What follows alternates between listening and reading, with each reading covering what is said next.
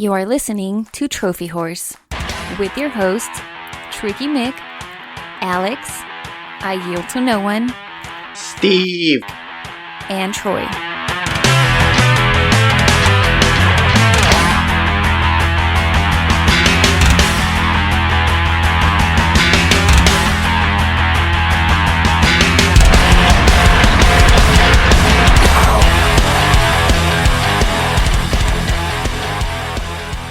Hello, everybody, and welcome to Trophy Horse. This is episode 352. I'm your host.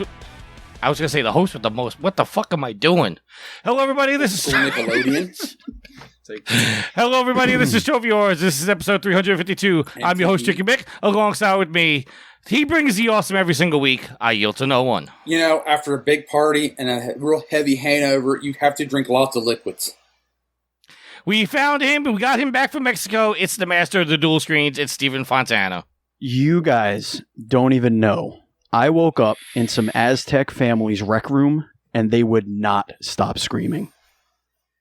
I gotta ask the question: has the tattoo been removed yet, or I'm still your pimp?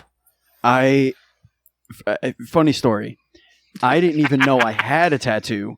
I thought my ass was just killing me, because apparently this was not.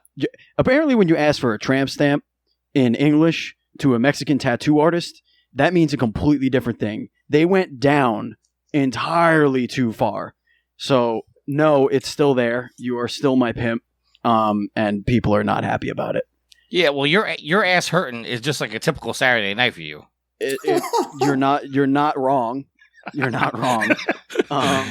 But I have, as you could hear from my voice, things got a little wild down there in Tijuana, if you know what I mean. You know what I'm saying? You guys know what I'm saying.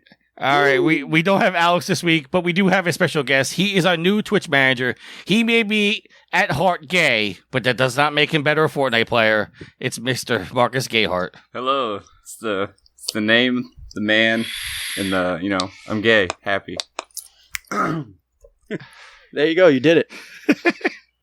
All right. You also just simultaneously confused a lot of people. Yeah. Yes. Tricky's been planning that all day long, and Well, honestly, I asked Marcus to be on the show a couple days ago. And ever since I asked him, I was like, well, now I got to come up with an intro for him. But see, he used to be Gayheart Gaming on Twitch. Mm-hmm. And he was getting too many questions about that. So he changed his name to Darkest Ember. So I wanted to do like a little callback to his original Twitch name. So. Yeah, leave it to Tricky. Hey. Jeez. Somebody's got to make it awkward around this place. I'm happy to have you here, Marcus. I've been watching your streams, and you're very entertaining, and you're a good dude. So welcome to Trophy Horse. All right, I appreciate it. I'm glad to be here. He just sucks at Fortnite. Yes, I do. he's got to be better than me. All right, so Marcus, we're bringing you on for two reasons. One, you're our new Twitch manager. You're in charge of our Twitch page. You are the predominantly person that's streaming most on the page. But you are also a member of a partnership that Proven Gamer has with the Paranoia Esports group. Can you tell us a little bit about Paranoia and what they are and what they do? So Paranoia is an esports team that is mostly Overwatch right now. They were in a big competition. I'm pretty sure they got second place, but it was like a tough finish. They also just branched out into Fortnite. We have a Paranoia Fortnite team as well. We've not been into a lot, but we're shaping things up to get ready to compete for some esports with Fortnite. Willing to put out $1 billion, or I think it's $1 billion or $1 million. I don't know, $1 million worth of esports rewards, prize payouts. There's gonna be a lot of opportunity coming up with that. So, all right, that's awesome. All right, so now I'm kind of putting you on the spot here because, to be honest, myself and I know Yield for sure, we just don't understand esports. What's the appeal of esports to the gamer? Like, what do we get out of it other than watching? Because what Yield would say, and Yield, I'm not trying to speak for you, but I know your feelings on this. Why would we watch somebody else play a game? All right. So my answer to that is, why are you a hockey fan? All right. You know, not everybody is as good as everybody else, right? So like, let's compare me and Tricky real quick, okay? I'm way better than Tricky at Fortnite. So it would be not debatable. It would be very appealing to you to watch me, not only for the entertainment, but to learn. So esports puts a bunch of professional players, you know, who are at a higher caliber of playing at Fortnite or any other game, really.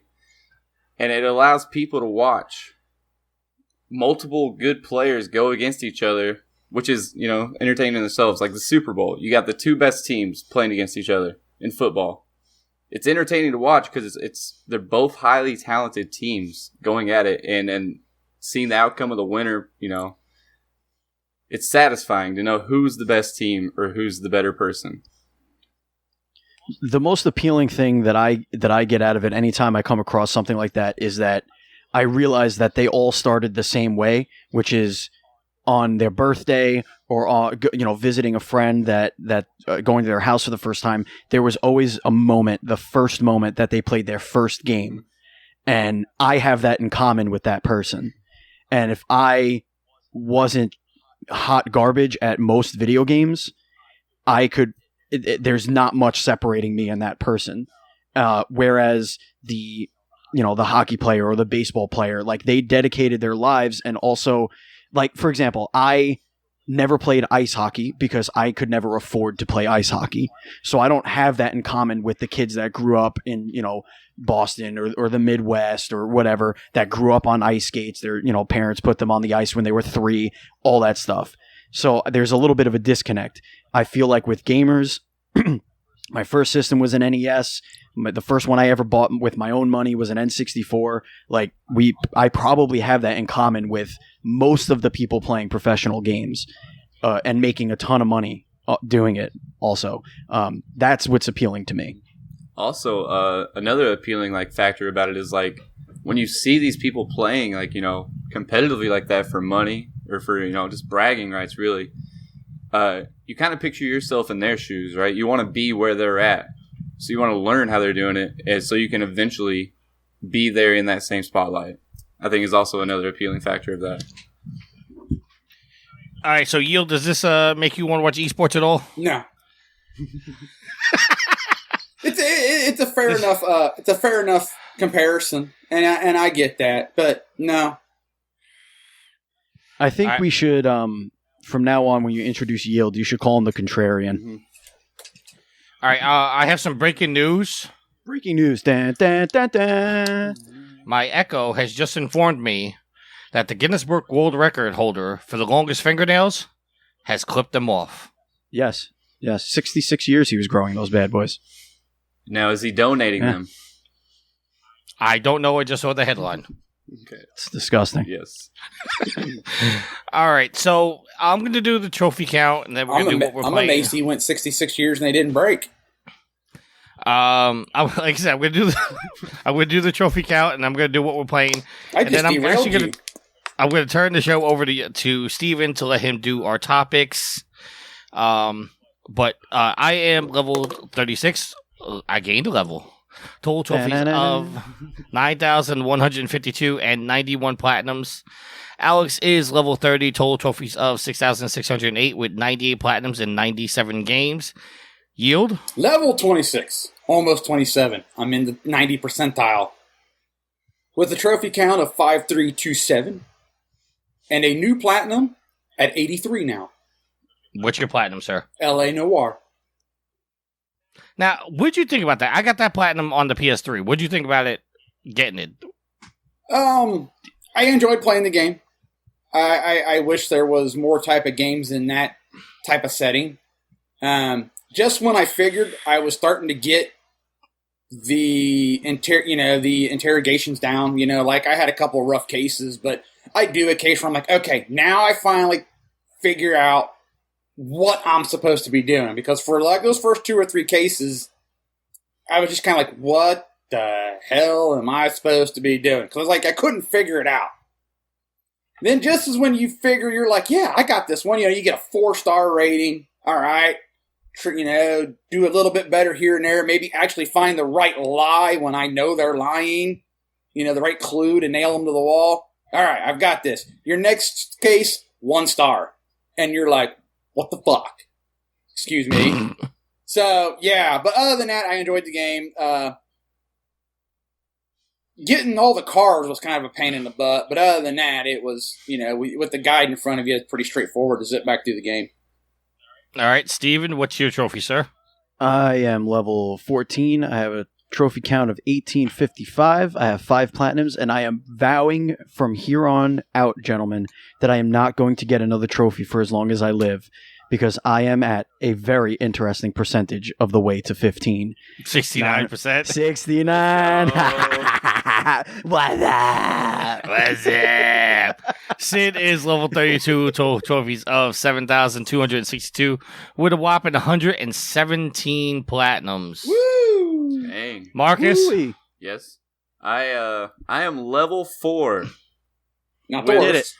with a trophy count of 92 and Still not the worst. a goose egg of platinums, 0. Wah, wah, wah. Now, Steven, Marcus is also taking your vow of never earning another trophy, but he has a totally different reason. Yep, are you ready for this, Steven? Oh, I'm ready. All right. Well, if you don't have a PlayStation, you can't get a trophy. Right?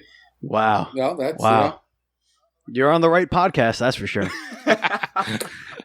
Marcus sold his PlayStation 4 to buy an Xbox One. Yes. Wow, that is... Blasphemy! There are very few people that would do that, and that have done that. Yeah. Very few. That's all right, though. I listen. You can't win them all. You know what I mean? You know what I mean? Just that's take true. take this generation up as a big old L and just move on with your life. You know what I'm saying? Yep. Maybe he's preparing for that massive comeback that Microsoft's going to do. Yield, Massive comeback. I also have to call him out, and this is going to be the deal breaker of you and Marcus ever being friends. God. All right. Oh, gosh. Marcus has never seen Oh, no. any Star Wars movie. Oh, that's all right. He's ne- I got a buddy that doesn't like Star Wars. He's never seen The Godfather. He's never seen Goodfellas. And he's also I never... swear to God, if you fucking say Die Hard, I'm slapping Marcus I so hard. thought he was going to say Star Trek. I don't know about Die Hard, but he's never seen Top Gun either. All right, Man, you know what? have you been living under a rock? Essentially. I mean- yes. I don't watch very many movies, and I've seen those. What's Now- up with Goodfellas? I have to admit, Now- I've never seen Goodfellas. Now, Marcus, have you ever seen Die Hard? I plead the 5th. That's a no. Wow. That's not a no or Wow. a yes. That's a He was no. definitely. Oh my God. Okay, You were well- definitely born after the Rangers last won their cup. There's no doubt in my The mind. Rangers have won a cup? Shut your They whorish have. mouth right now. See, the fact that he's even questioning that makes. Oh my God, this is. Well, Marcus See, has also said you're that lucky Alex Come on, isn't Tricky, here. quit digging my hole. Okay, I know what you're about to say. Marcus has also said that he's not a hockey fan, but if he was, he would be a Penguins fan. Ooh! Let me explain myself. That's even more blasphemy. Anything from Pittsburgh is horrible. There's no need to explain yourself. I get it. Your whole childhood was when the Penguins were winning because you're like 13 years old. It all makes perfect sense. God, you're right. Everything from Pittsburgh. horrible. Your You can't idea of talk a to classic anybody from movie is Pittsburgh. probably Lord of the Rings. I've never watched that either, so. Lord of the Rings is still new to me, for God's sake. You are dead to me, Marcus.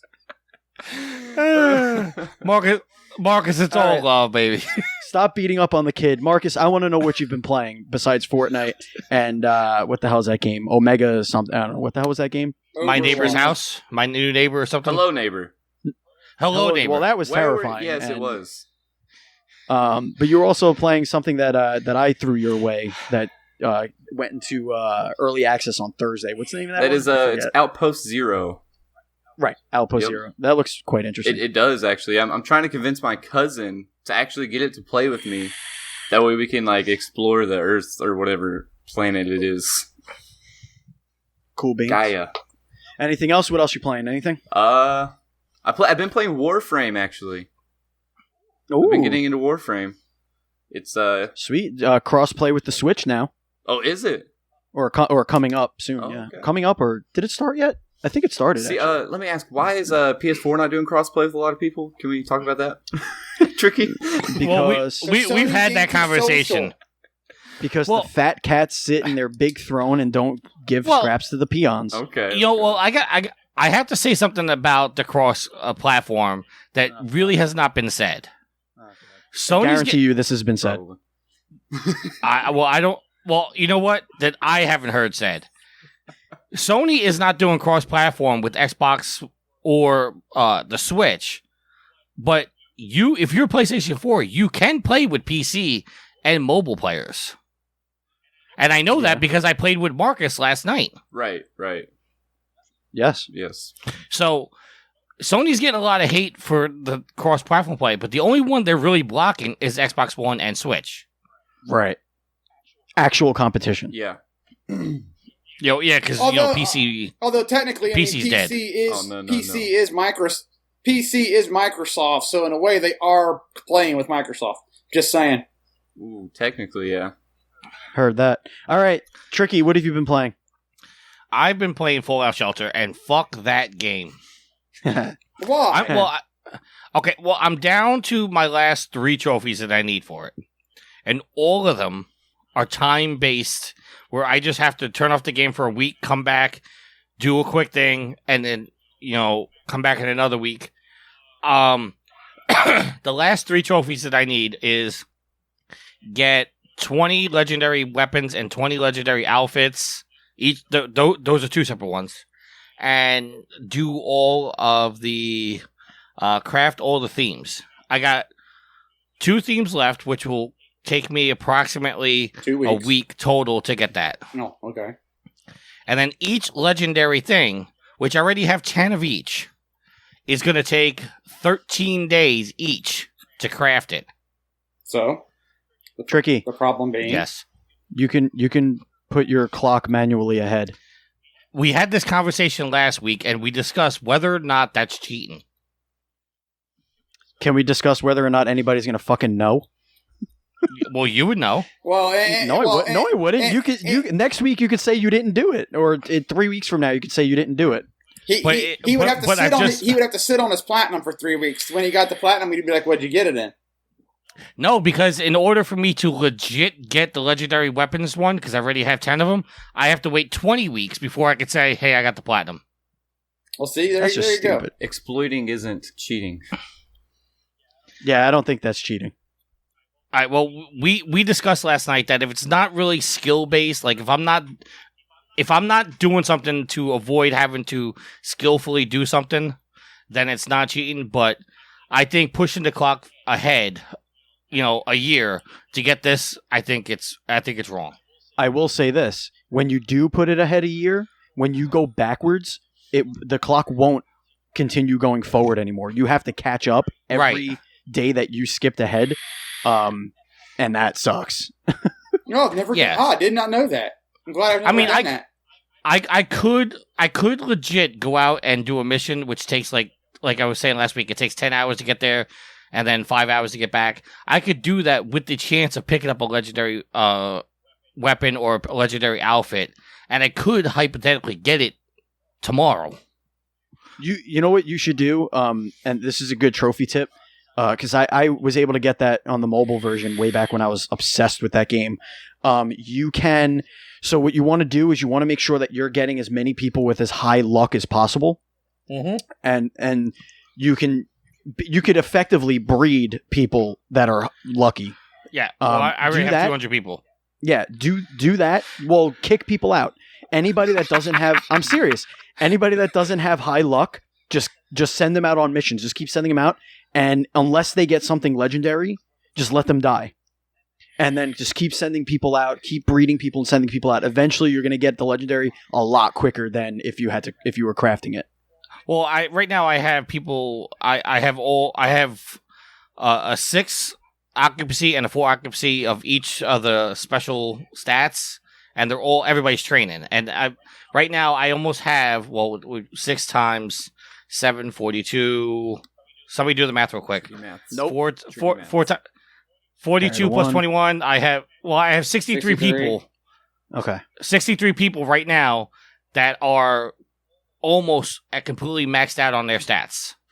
Literally send every single one of them up, and then don't do any more research. You can only send 33 out at a time. Send the shit out of those people. Send them out. That's the best way to play that game, is to go out on missions. It's the best way. All right, Yield, what have you been playing? Can I finish what I'm playing? No. You're done. You took too long. Fuck you. That was a good discussion. We're good. I'm the only host, the real host here, so That's great. We're 20 I think I minutes should get into the most show. time since when I host, I normally don't get to talk. Nope. I get to introduce the topics and say, "Hey, Steven, what do you think?" And I got to listen to your bullshit for the next 5 minutes, and then you take up too much time, and I can't say what I want to say because I have to move on to the next topic because we have bitches on the show. They go, "Oh, we're taking too long. We got to move on." Well, we're 20 minutes in, so we're moving to Yield. Yield, what have you been playing? So I love you, Steven. I've been playing some Hot Shots tennis. Ooh. I was disappointed there was no platinum, but I'm still enjoying it. I've been playing some Everybody's Golf. Of course, Yes. I've been playing LA Noir. What do you think of that? I enjoyed it, and I got the platinum. So, all is well. Moving on to my next game. Well, actually, I got to go back to cleaning up, because I got to go back to cleaning up Tomb Raider and working on that one before the new one gets here. I have a question for the floor. Yeah. Question for the floor. How do you motivate yourself to go clean up for trophies? Like, how do you say, "Oh, I'm going to go back to that game that I played through twice because there's like 3 trophies to get"? Like, that is the biggest hurdle for me. You just answered your own question. Well, There's 3 trophies to get. What you do is you don't wait like years or months before you go, "Hey, I've only got a few trophies left." I mean, unless they're like insanely hard, like that one game that nobody here on the show seems to be able to platinum. Vanquish. There you go, Vanquish. I play through the game once, and I play through it just to enjoy the game. I try to, get the trophies that I can get, but I pretty much try to avoid looking at the trophy list, just play the game, enjoy the experience. Then I go back through and I'm like, all right, what trophies am I missing? Oh, okay, well, if it's multiple playthroughs, kind of like Uncharted, then I start my next playthrough and I focus on those, like tally trophies. And then, you kind of just systematically take it down. With LA Noire, I played through the game.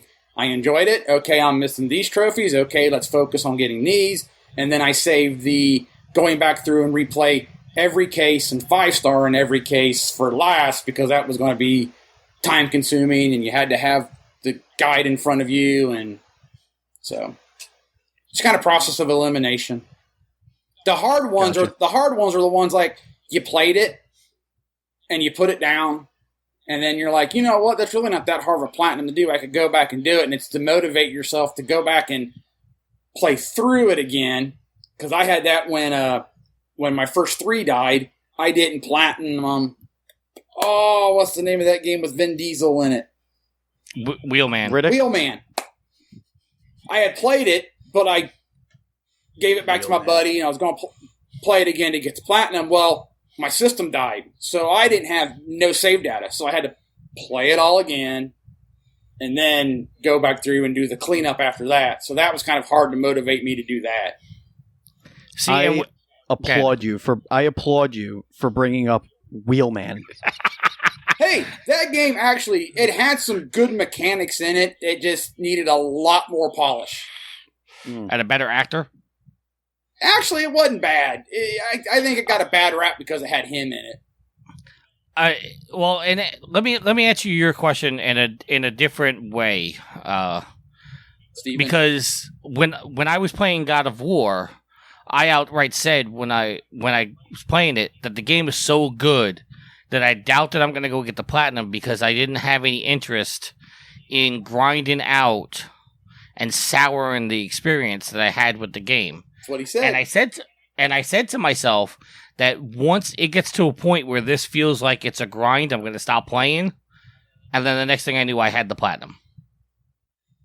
And I So a game could be so captivating that you don't even look at it as you're grinding out. You look at it as, this game is fucking fantastic, and I love playing it. And I've gone back and beaten God of War twice since I've gotten the platinum because the game's that good.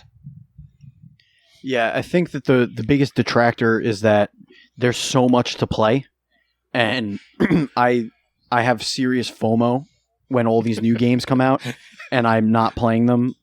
It just happens. It happened. It's really started with the PS3 era. That was when I started listening to podcasts and really getting into it, and I didn't want things spoiled for me. I wanted to be part of that conversation. But PS2 was like, I was buying games myself. I was making $6 an hour delivering groceries. Like, if I bought a game, I was playing that game for months. And it was typically an RPG and, baseball or hockey and whatever. So I think that the culture, my priorities changed when the trophies came around. It was like, I can't spend another 3 weeks on this game. Like, I just can't do it. Typically I just play a game, see how many trophies. If I got like above 80, maybe I'll push for the platinum, but typically I just don't worry about it.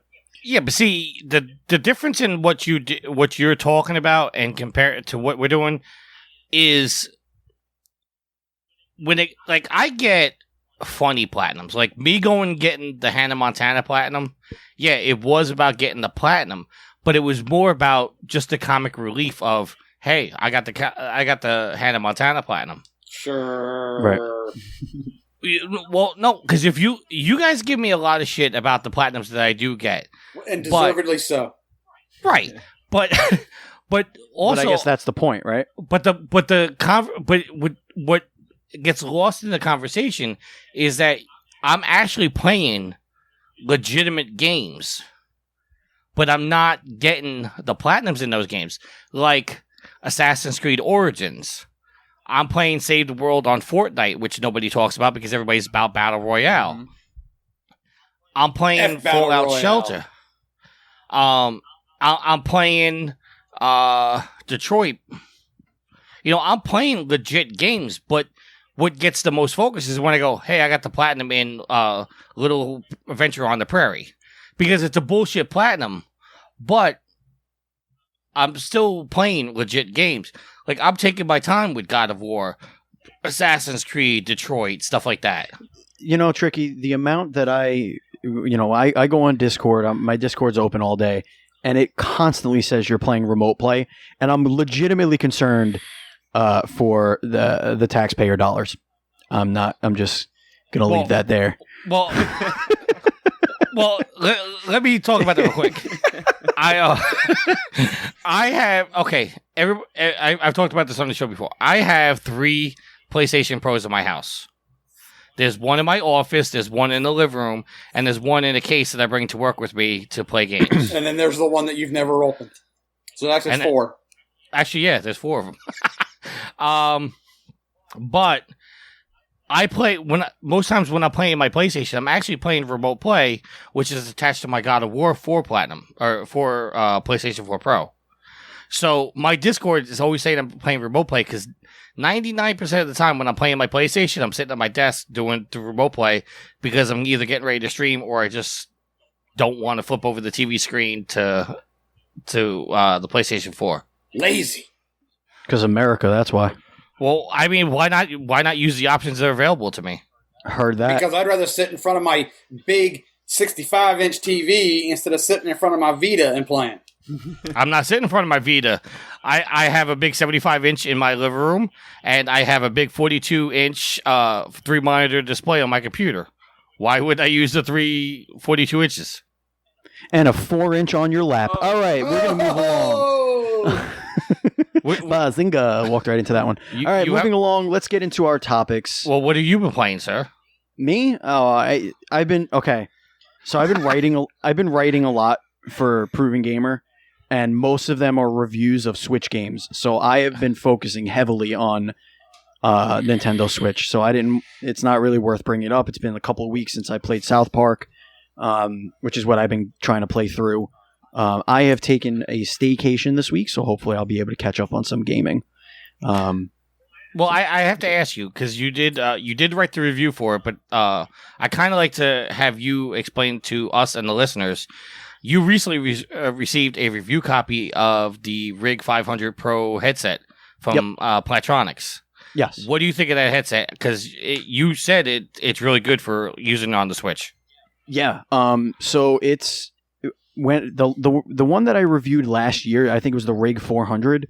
The issue with that was that it was made for Xbox.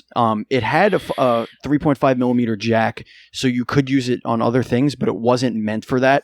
This headset is meant for anything that could take a 3.5 millimeter jack. For those of you who don't know, that's just your regular headphone jack. So, to my surprise, because it didn't say Switch on the box, but I just plugged it in. I was like, you know what? Fortnite had just come out, and I know that Fortnite launched with in-game voice chat. So I plugged it in. I was playing with my nephews, and it was awesome. Being able, just plug it in, boom, and it was done. The best part about it is that it's relatively inexpensive for the clarity of sound. The microphone is much higher quality than I'm used to on those headsets, and it's super comfortable, and it looks really sexy. It's like black and gold. It's really light. It breathes well. The mesh on the ears doesn't make your ear just sweaty. The headset that I use when I podcast is a Sony. They're Sony headphones, and they are covered in sweat because they're like that leather padding, and they just don't breathe. So I have actually caught myself using the Rig 500s. They're the Rig 500 Pro. I've caught myself using them just to listen to music when I don't want to be hot and whatever. I gave the headset overall a 9 out of 10. I feel like it's a little too light. It feels a little bit flimsy. It is plastic, but it still looks really good. It is definitely built solid. And unfortunately, with most of the stick microphones, any tap or anything like that will get picked up in the mic. So you have to be a little careful when you're messing around with your headset. But yeah, I use it on Switch. I use it on PlayStation. I got to throw something at my cat because they're fucking clawing the couch. Now, I want to cut you over real quick because you actually said in your review that they are a light headset, but they stay on your head because you actually jumped up when you thought you were going to get a victory royale, and they stayed on your head. I was so close. Marcus, I was so close. The issue that I had was that I did not know that the gentleman that I was, or lady, I don't know, the avatar was a male.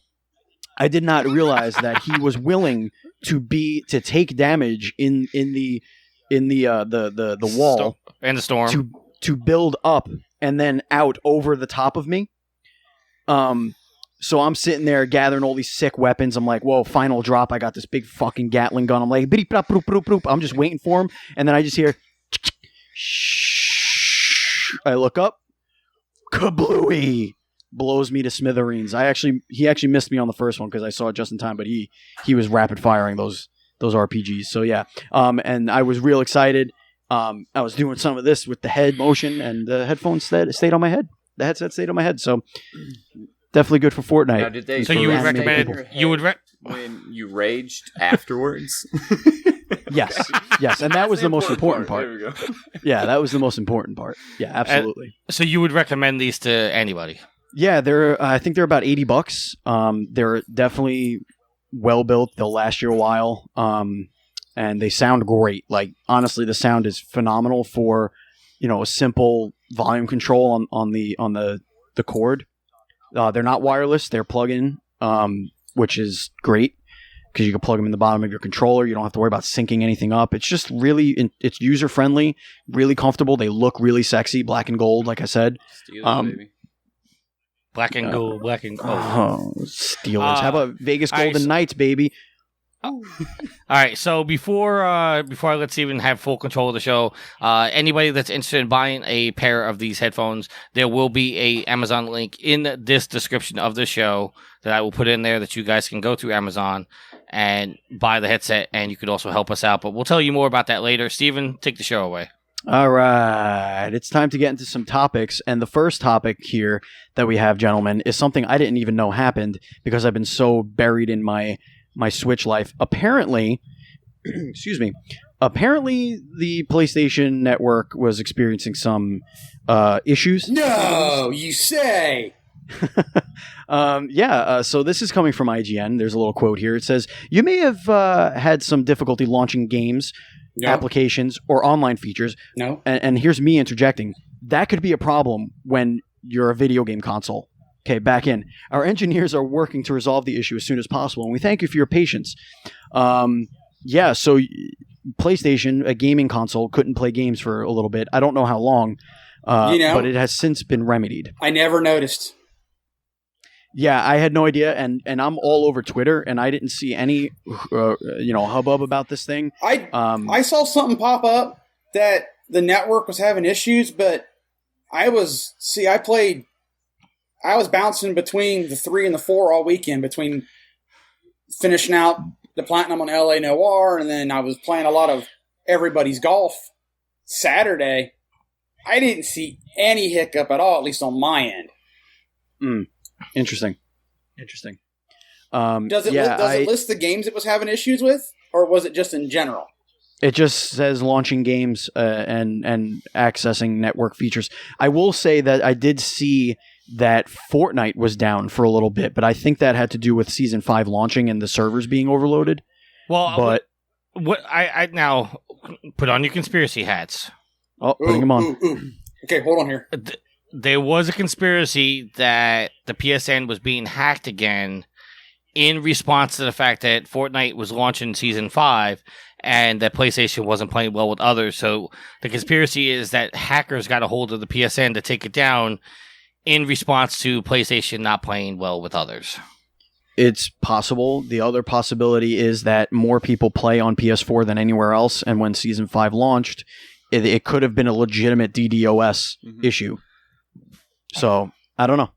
I mean, speaking of Fortnite, our next story, Fortnite Season 5. Yeah. It has launched. Marcus, you excited about this Season 5? So excited. Yeah. Gentlemen, I need you to prepare yourselves. All right. I do not play Fortnite very much. I play maybe 4, 5, 6 rounds a day. Are we going into the hype zone? That's more than me. Yeah, that's because I have it on my Switch, so I can just really sit down while I'm waiting, doing something else. Plus, I don't last very long, Except for that one time. Actually, I'll be honest. When I was playing really quiet and staying on the edge and doing my thing, I was top 5, top 10 every single round. Oh, like most people. Without a doubt. That sounds like my first Fortnite Battle Royale in which I played with Thanos, and I made it all the way to number 2, but that's mostly because I found a building inside the storm, and I was hiding inside the bathtub until everybody else was dead. Yes, that's pretty accurate. See, explain to me how that's fun. It's fun watching Thanos run around the screen, and that's really why I entered that battle royale, was just to see if I could either beat Thanos or watch Thanos kill everybody. And I legitimately was inside the bathtub watching everybody, and the storm just as it closed, I was just getting lucky that the storm just kept closing in on me. Perfect. I didn't have to move. And then how did it play out when you went up against Thanos? Oh, I just walked out and let him slaughter me because I was like, I got no shot at taking down Thanos. I think I had a revolver with 3 bullets. I had no shot at taking Thanos down. Well, you don't. You still got to give up a fight. You still got to try to sneak up behind and put one. All it takes is one in the back of the head. No. I hit him 3 times. But I think at the time, if I remember correctly, Thanos had a shield of 200 and an HP of 800, where typically it's 100 and 100. Oh, yeah, you didn't right? stand a chance. Yeah, I had no shot. That's like going after somebody with a pickaxe. Anyway, the moral of my story here is that I have purchased the Battle Pass. Why? You did? I did. Yes. I did. So here's the thing. I was tired of getting experience and it taking 15 levels to get anything out of it. I just wanted to see what it was like to play with the Battle Pass. I'm probably never going to buy one again, but I got one, and so you know, Sucker! Maybe Marcus and I- season 5 of the Battle Pass. maybe Marcus and I will play together since you're on PC and I'm on Switch, so we could play together just like they do on the Minecrafts. Am I right? Absolutely. Can I tell another Marcus story? Oh, shit! Here we go. I was watching Marcus as he was live streaming. I think it was for Proven Gamer, and he loaded up Fortnite. And in a typical good boyfriend fashion, he turned to his girlfriend and said, "Honey, season 5's out. Can I buy the battle pass?" And she said, "No." He turned back to his computer and says, "Oh wait, I have enough V-Bucks. I can just get it myself. I don't need the money." It's called Plan A. Kudos to you, Plan Fern. B. You did it. But I he did love the it good when a boyfriend. plan comes together. Yep. But he did the good boyfriend thing, and when he was shut down by his girlfriend, he said, "Screw you, I don't need you anyway." Don't need you and your money. I will say this: having the battle pass has made me play way more recklessly. Now I'm just like I'm going in the middle of things. I was watching Marcus, so I like started doing what he does. I'm landing on buildings. I'm just hacking the shit out of the roof of the building, dropping into it, looking for treasure chests, getting something, just running at people, just going forward. And I'm like, 43rd, dang, that sucked. The best part about watching Marcus live stream Fortnite is the faces he makes when he dies, because he makes these faces like, "How did I die? I didn't do anything wrong." Well, one of the guys that killed him was definitely using the wanted hack, and bullets were just curving around buildings. You were there for that. I was there for that. That was me saying that, by the way.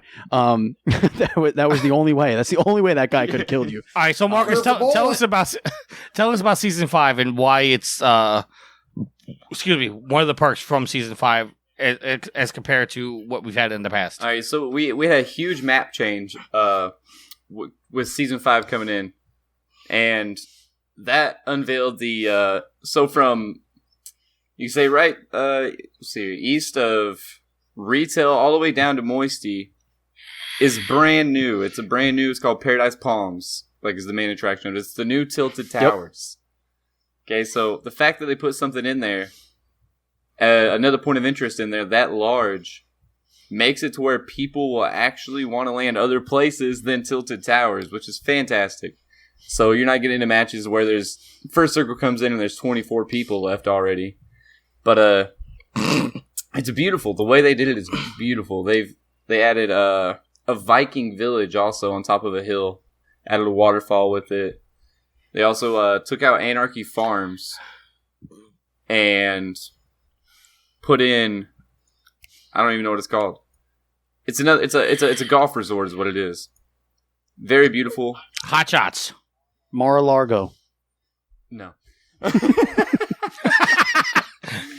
But anyways, Augusta. Also, the Battle Pass this season, they introduced something brand new with it. Interactable sports objects. So you can shoot a basketball into a basketball hoop all around the map. And you can go to the golf resort and actually golf. And play with Tiger Woods? Yes. Tiger Woods, y'all. Right. You can play with Tiger Woods. Only if you're lucky enough, though. He's only there on Wednesdays. But thank you for ignoring that Tiger Woods y'all thing. Yeah, I'm incredibly impressed. And for Fortnite players, it's important to know that you can find Tiger Woods at the Waffle House. Oh, Jesus Christ! I was going to say he's probably up on the ski resort. Wow, I was going to say the baseball special. Field. Let's see. Anyway, that's Jordan. Back to Fortnite. I'm sorry. Hold on. Before you go, I have to look at Steven because Steven's just now realizing what it's like to podcast with me when I'm not hosting. I mean, it's fine. I'm still keeping my eye on the time, and we're not doing a 2-hour podcast. So you guys can derail the shit all you want. All you want. This is what happens when the hosting reins has been taken off of me, and I'm allowed to just fuck with shit. See, he never listened to a show when he tried to do that to me and Alex. All right, Marcus Gay. I'm sorry. No, he's not. He's not sorry. Anyway, so there's no, two I'm really not. skins in the Battle Pass again, and they're also beautiful. But that's season 5. Tell us about Tell us One about of them the kind of rifts. looks like Aloy.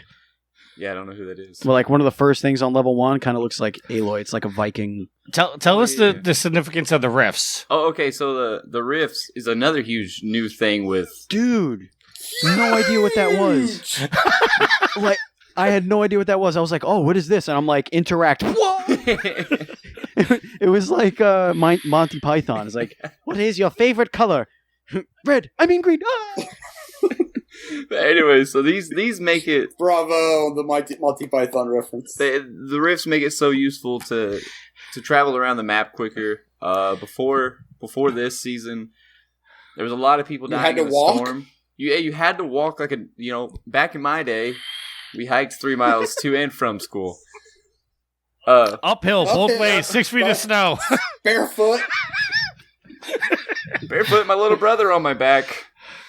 But when you go into the rift, I think they have 3 uses per rift. I'm not sure; it's still being looked into. But you fall out of the sky, and you can parachute far across the map and travel and not die to the storm like I tend to do a lot.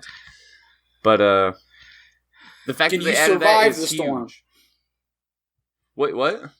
Can you survive the storm? Can you survive it? Yeah. In a sense, yes, but only temporarily.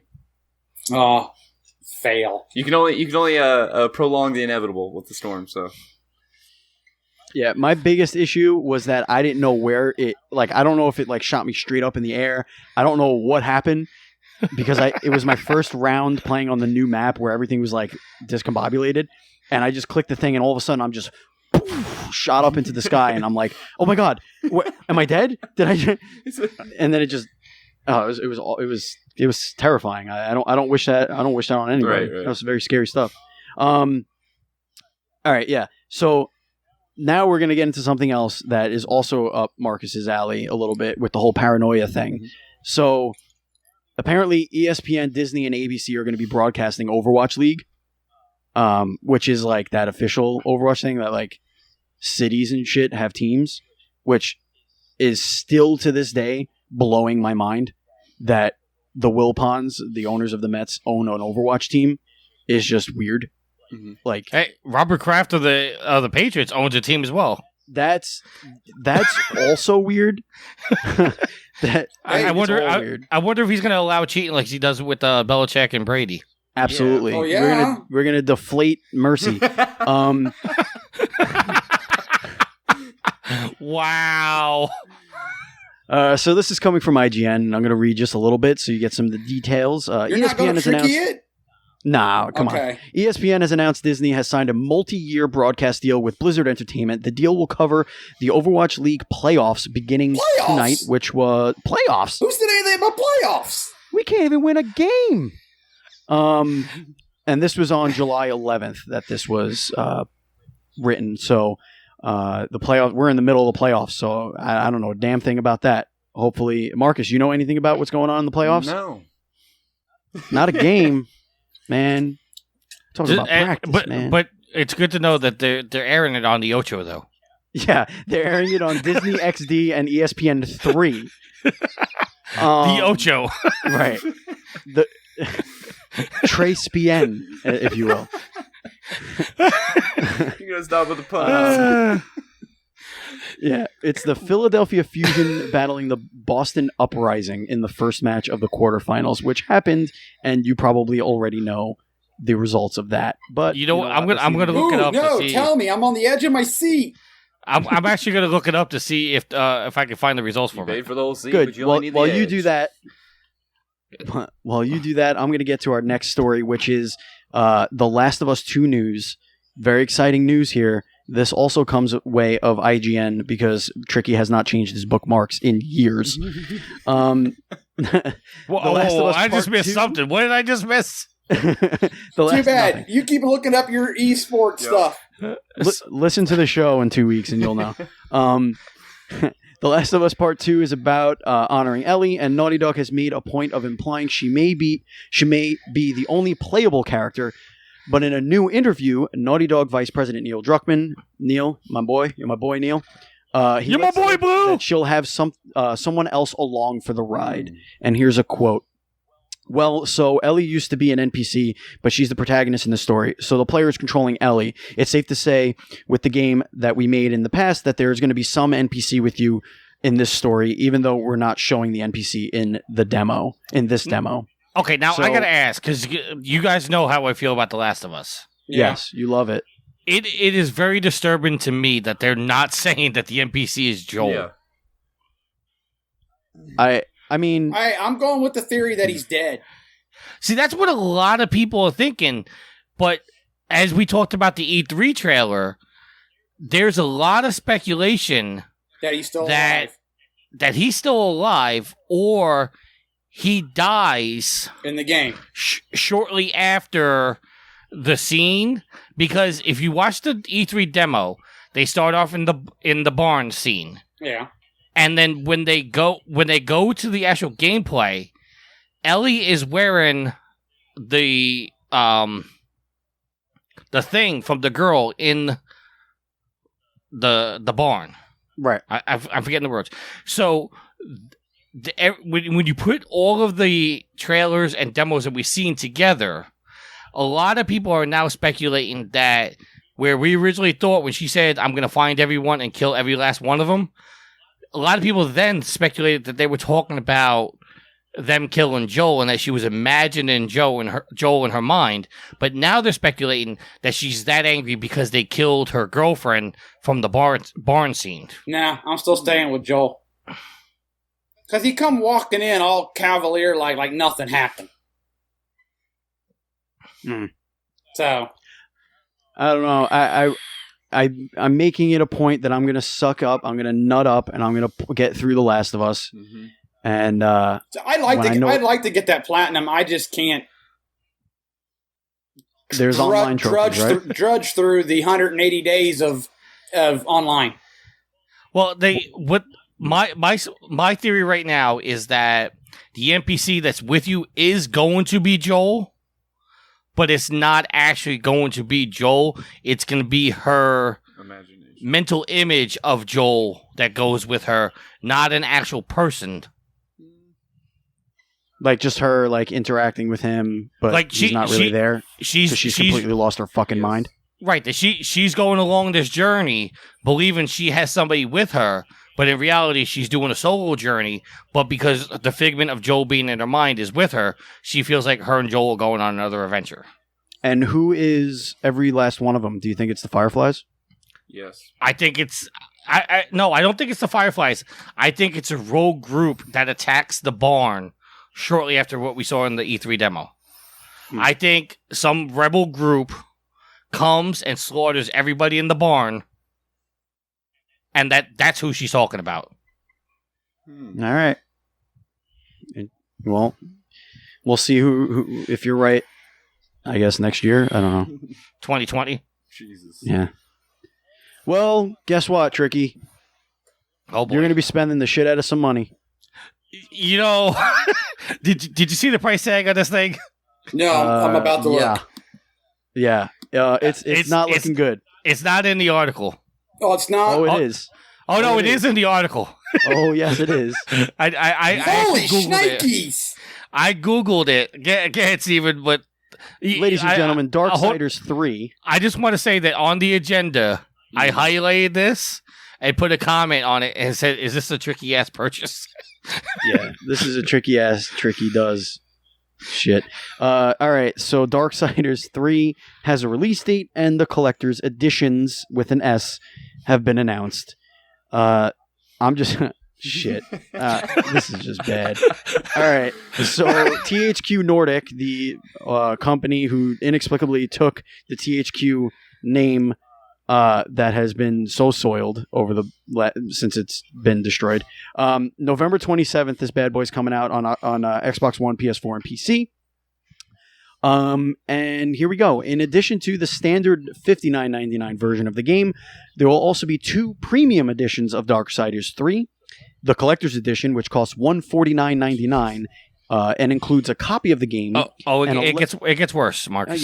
Just hold your ass. An 11-inch tall Fury figurine, a premium box, a steel book, which is tricky as fuck, an art book, soundtrack, and exclusive armor DLC. Cosmetic does not affect gameplay. Ready for this? The Apocalypse Edition, meanwhile, runs $399. That's a console. And includes all of those other items, and all that stuff. A 30-inch by 40-inch wall scroll with hanger, whatever that means. The hanger to hold it to the wall. Yeah, sure, that's great. It better be worth $400.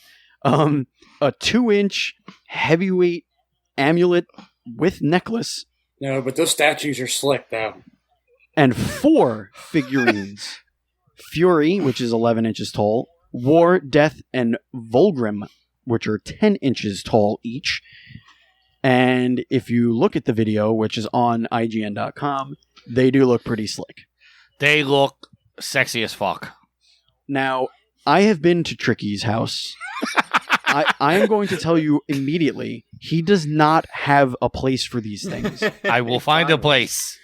So, I will find a I'll tell you what, Tricky. I'll tell you what. I will gladly give these a home. I have the room for these. They will go nice next to my Thunderjaw. Okay, now, you got the Thunderjaw. I got the Thunderjaw. It got to my price point, and I bought it. Okay, now, I'm going to say this. Immediately when I heard that there was a collector's edition, I went and looked up. No, I immediately looked up the Apocalypse edition. Now, I didn't read the article in itself. I just scrolled down to the video, watched the video, and said, ooh, fuck, I need this. I immediately Googled it on Amazon. Amazon does not carry it.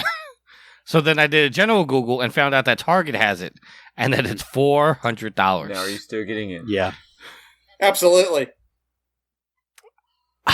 See? Yeah, that's a yes. Yeah, Marcus, I personally guarantee that he will get this thing, and he will not pre-order it. He will not get it right away. I guarantee you, he gets it and claims that it was like on a whim or whatever, and it's just gonna show up at his house, and he's gonna FaceTime me or some shit, and he's gonna be like, "Look what came today," and he's gonna show me he's gonna do it. Now, I've already said that he does not have a place for these things. I will find a place. I think it was prior to us recording, but he showed us his Master Sword and shield. Mm-hmm. And Yield said, ooh, it even made the sound when you took it out of the sheath. And he said, no, it's not in the sheath. It's hanging by a chain, hanging off of a fucking cardboard box. No, cabinet. No, not a cardboard box, a file cabinet. A file cabinet. Excuse me. Better. So, trust me when I tell you he does not have a place for these things. Well, like I said, wait, what about the other side of the Well, no, wait. cabinet? Hold on. And Hold on a second. I will gladly give it a home. Hold on one second. In my defense, when it comes to the Master Sword and Shield, I'd have bought that sucker. These are designed to be on the wall. Oh no, it's also self-defense. Somebody comes in my house, I'm gonna slay them with the Master Sword. You don't put these on a shelf somewhere. You hang them up. So in my defense now, you go outside with the shield in your arm and the sword in the other hand. And you're out there going, wow! You get your concealed carry for that. Die, cannon! Cool. Well, and see, here's my dilemma when it comes to the Master Sword. Obviously, it's not sharp. Have you tried it? Oh, but it can be. Do I sharpen it? Absolutely. I don't know. Do you want to be safe in your own home? Well, here's my dilemma. Right now, it is in full arm's reach of my 9-year-old daughter. I don't think it's exactly. Oh, okay. She's not big enough yet. It's not worthy of her to hold it. See, I have met your daughter several times. She is smart enough not to go swinging around the Master Sword. But wait. No, but I can't say the same for the shield. But she's not smart enough not to run into my office, trip on something, and fall headfirst into it. Again, my point is, you don't have a place for this shit, and it shouldn't be hanging off of a fucking filing cabinet. Well, it's not hanging off a file cabinet. It's sitting.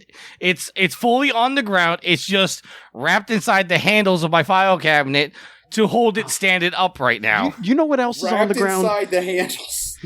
You know what else is also on the ground? Literally everything in your house. Every person that walks, your dog, everybody. Put the goddamn thing on the wall like it's supposed to be. You've had it for 2 weeks. Enough. Well, I just got to ask my landlord if I have permission to put holes in the wall. That's all. Oh, your landlord won't know if you just patch the walls, the holes. Before you move. go. And if you threaten him with the Don't- Master Sword, I don't think he'll care. Yeah. All right, getting back to Darksiders. All right, yeah. Do I think I'm going to buy this? Probably. But right now, to be honest, I'm 80-20 in the department of not buying it. Okay, great. If you do buy it, Don't FaceTime you? no. If you do buy this, if you spend $400 on this thing, I promise you, I am not writing one more article for free ever again. Ever again. Oh my gosh. All right. With that being said, that's going to do it for our normal topics. Well, wait. before we get into the I have topic to. of the week. I have Oh, to. God. I have to ask this. Yeah. With your statement, if somebody buys it for me, are we good? If somebody buys it that is not related to you by blood or is tied to you as a significant other, yes, we're good. Okay, guys, we're breaking up so you can buy me the Darksiders collection. All right, she's not romantically linked to me anymore. All right. With that being said, we're gonna kick it over to Sid for this week's Sophie's Trophies, and when we come back, we will get into our topic of the week. Spoiler alert: it's about Uncharted. And just so everybody, before we throw it to Sid, just sit down, pack in, because it's 19 minutes of God of War talk. Hey guys, how are we all? Sid again, back with Sophie's Trophies, episode 41. Now, I will admit, guys, it has been a while since I've recorded one of these, so just bear with me while I get back into the swing of it. Okay, so what we're going to do this week, guys, is God of War. Not the 2018 one, but the original 2005 one, directed by David Jaffe. He of Twisted Metal fame. Now, I have to say, guys, when this game came out, I absolutely loved it. It was my favourite game for a long time. And when it came over to the PS3, I knew I had to buy it and platinum it. It came over with God of War 2 as well, in the God of War Origins collection. I will be doing God of War 2 next week, and going through all of the God of Wars, including Chains of Olympus and Ghost of Sparta, until we get to the latest God of War, which I will tell you when I'm doing that one, guys. So if you don't want that spoiled for people that haven't played it, then don't listen to that one, because there will be spoilers regarding story and things throughout this game, or throughout this series, I should say. Now, God of War, when it first came out, it was one of the best hack and slash type games on the PS2. At the time, the graphics and sound were just pretty much mind-blowing, guys. You know, you had the big action sequences with the Hydra and things like that. Nowadays, they don't look as good as they used to, but what can you expect? You know, it's 13 years old. It still plays well. You know, I still enjoy the game. I do play it on occasion. So let's get into the trophies, guys, and as we'll do, I will give you some stories, I think. Should I spoil it for you guys? I think I can get away with it, can't I? It is an old game now, so yeah, I will give you a few story threads as we get to them. Okay, so let's get going on this. The first one, as always, guys, Trophy of Zeus, or Zeus. Zeus, Jesus. Trophy of Zeus. That is the Platinum Trophy. It is a 3.7 ultra rare trophy, so quite a low one, that, guys. There is a reason for that, and I will go into that in a bit. Okay, next one down, 1.21 gigawatts. That is an 82.9% common trophy, guys, and that is Acquire Poseidon's Rage, one of the spells you can get. The next one, Rocking Out, Acquire Medusa's Gaze. That is a 71.7 common trophy. Again, just acquire that spell. Bolt Action, acquire Zeus's Fury. That is 58.2% common trophy. That is basically your long distance weapon. It's basically a bolt that fires out to kill enemies. It is auto-targeting, so you don't need to worry about it. Just choose it and fire away. Swordman. Acquire the Blade of Artemis. This is the big blade you get towards the end of the game. It's given to you by Artemis. I said it wrong the first time, I know. And she gives you this blade to finish off the game with. It's a 52.3% common trophy. Soul Search, guys. Acquire Army of Hades. This is another spell. It sends out little ghosts to hunt down your enemies. They fly around the enemies and take off their energy, killing them. It is a 43.0% rare trophy. Now, as far as I know, guys, that's all the spell trophies that you get. You will pick these up automatically during the story, so I wouldn't worry about it. Now, the story in Dark Souls, Jesus Christ, because I'm reading Souls on the page there, guys, sorry. The story in God of War is pretty simple, really. You play Kratos. He is a Spartan warrior, and he is out to kill the God of War, Ares. Now, the reason for this is because Ares tricked him into killing his family. Now, how he got into being with Ares is not explained until Dark Souls 2. So I won't explain that one yet, but suffice to say, guys, this one, your basic goal is to go through, kick the shit out of everything until you can kill Ares. Okay, let's carry on with these trophies, and I will keep saying the right game this time. Matador. Win the first Minotaur fight. That is a 73.7% trophy, guys. An easy one when you first find the Minotaurs. Fight it, kill it, and you will get your trophy for that one. Sorry, I keep cocking up my words today. Told you guys, it's been a while. Scapegoat. Win the first Satyr fight. I think that's how you pronounce that. These are the guys with horns, and they have a staff and do a lot of dancing about. Quite tricky to kill if you're playing on harder difficulties. But just to give you a bit of good news, guys, you can get all trophies and get the platinum playing the game on easy. Okay, so the Satyr fight is 42.8% common trophy. Again, just fight it, kill it, done. Roll over and die. Win the first Cerberus fight. Now, this is a 48.1% common trophy, guys. Again, very easy. When you fight Cerberus, kill it. Don't they ever shut up? Defeat the Desert Sirens. 53.4% this one, guys. Common trophy. Now, when you get to the desert, you will be running around and you will hear a melody, somebody doing a tune. Follow that sound and you will find one of the sirens. There are 3 to kill, and you have to kill them to be able to open up a door to get out of the desert. Beat a dead horse. Complete the centaur sacrifices to Hades. This is a 45.5% rare trophy. Now this one, guys, how to explain it? Once you reach Hades, there is a circle on the floor, and you will be attacked by centaurs. You have to kill them in that circle, otherwise it will not count. As you kill them, little flames light up around the edge of this circle. Once you have lit up, I think it's 5, then the sacrifice is complete and the way will open. Kickboxer. Complete the spike box puzzle room. 40.3% on this one, guys. I can't really remember this one, but there is a little box in there and you have to kick it to a certain position to be able to climb up and stop the spikes coming down. I believe it's been a while since I've played it, but do that one and you get that trophy. Now, this one, guys, rocking the boat. Complete the sex minigame. 43.1% rare trophy. There was a big kick-off about this when it first came out, young lads and everything going, oh, there's boobs in this game.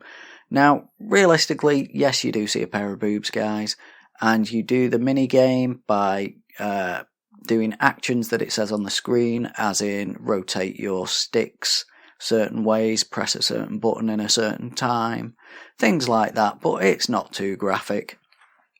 So I don't know what people were kicking off about, really. But anyway, let's go on to the next one. Don't leave her hanging. Rescue the Oracle with 10 seconds to spare. This is a rare one, guys, 33.8% rarity. Now, it's an easy enough one. You end up in a room and the Oracle is left hanging by a gargoyle, and you have to work your way around the side of the room to be able to get to a platform to grab the Oracle quick enough. You have plenty of time, guys. You can fall off once at least, I think. But, it's pretty easy. It doesn't take long to do. And there is a save just before it, so you could always just try it again. Now, get the ball rolling. Complete the challenge of Atlas. This is a 49.1% rare one. Game-breaking bug here, guys.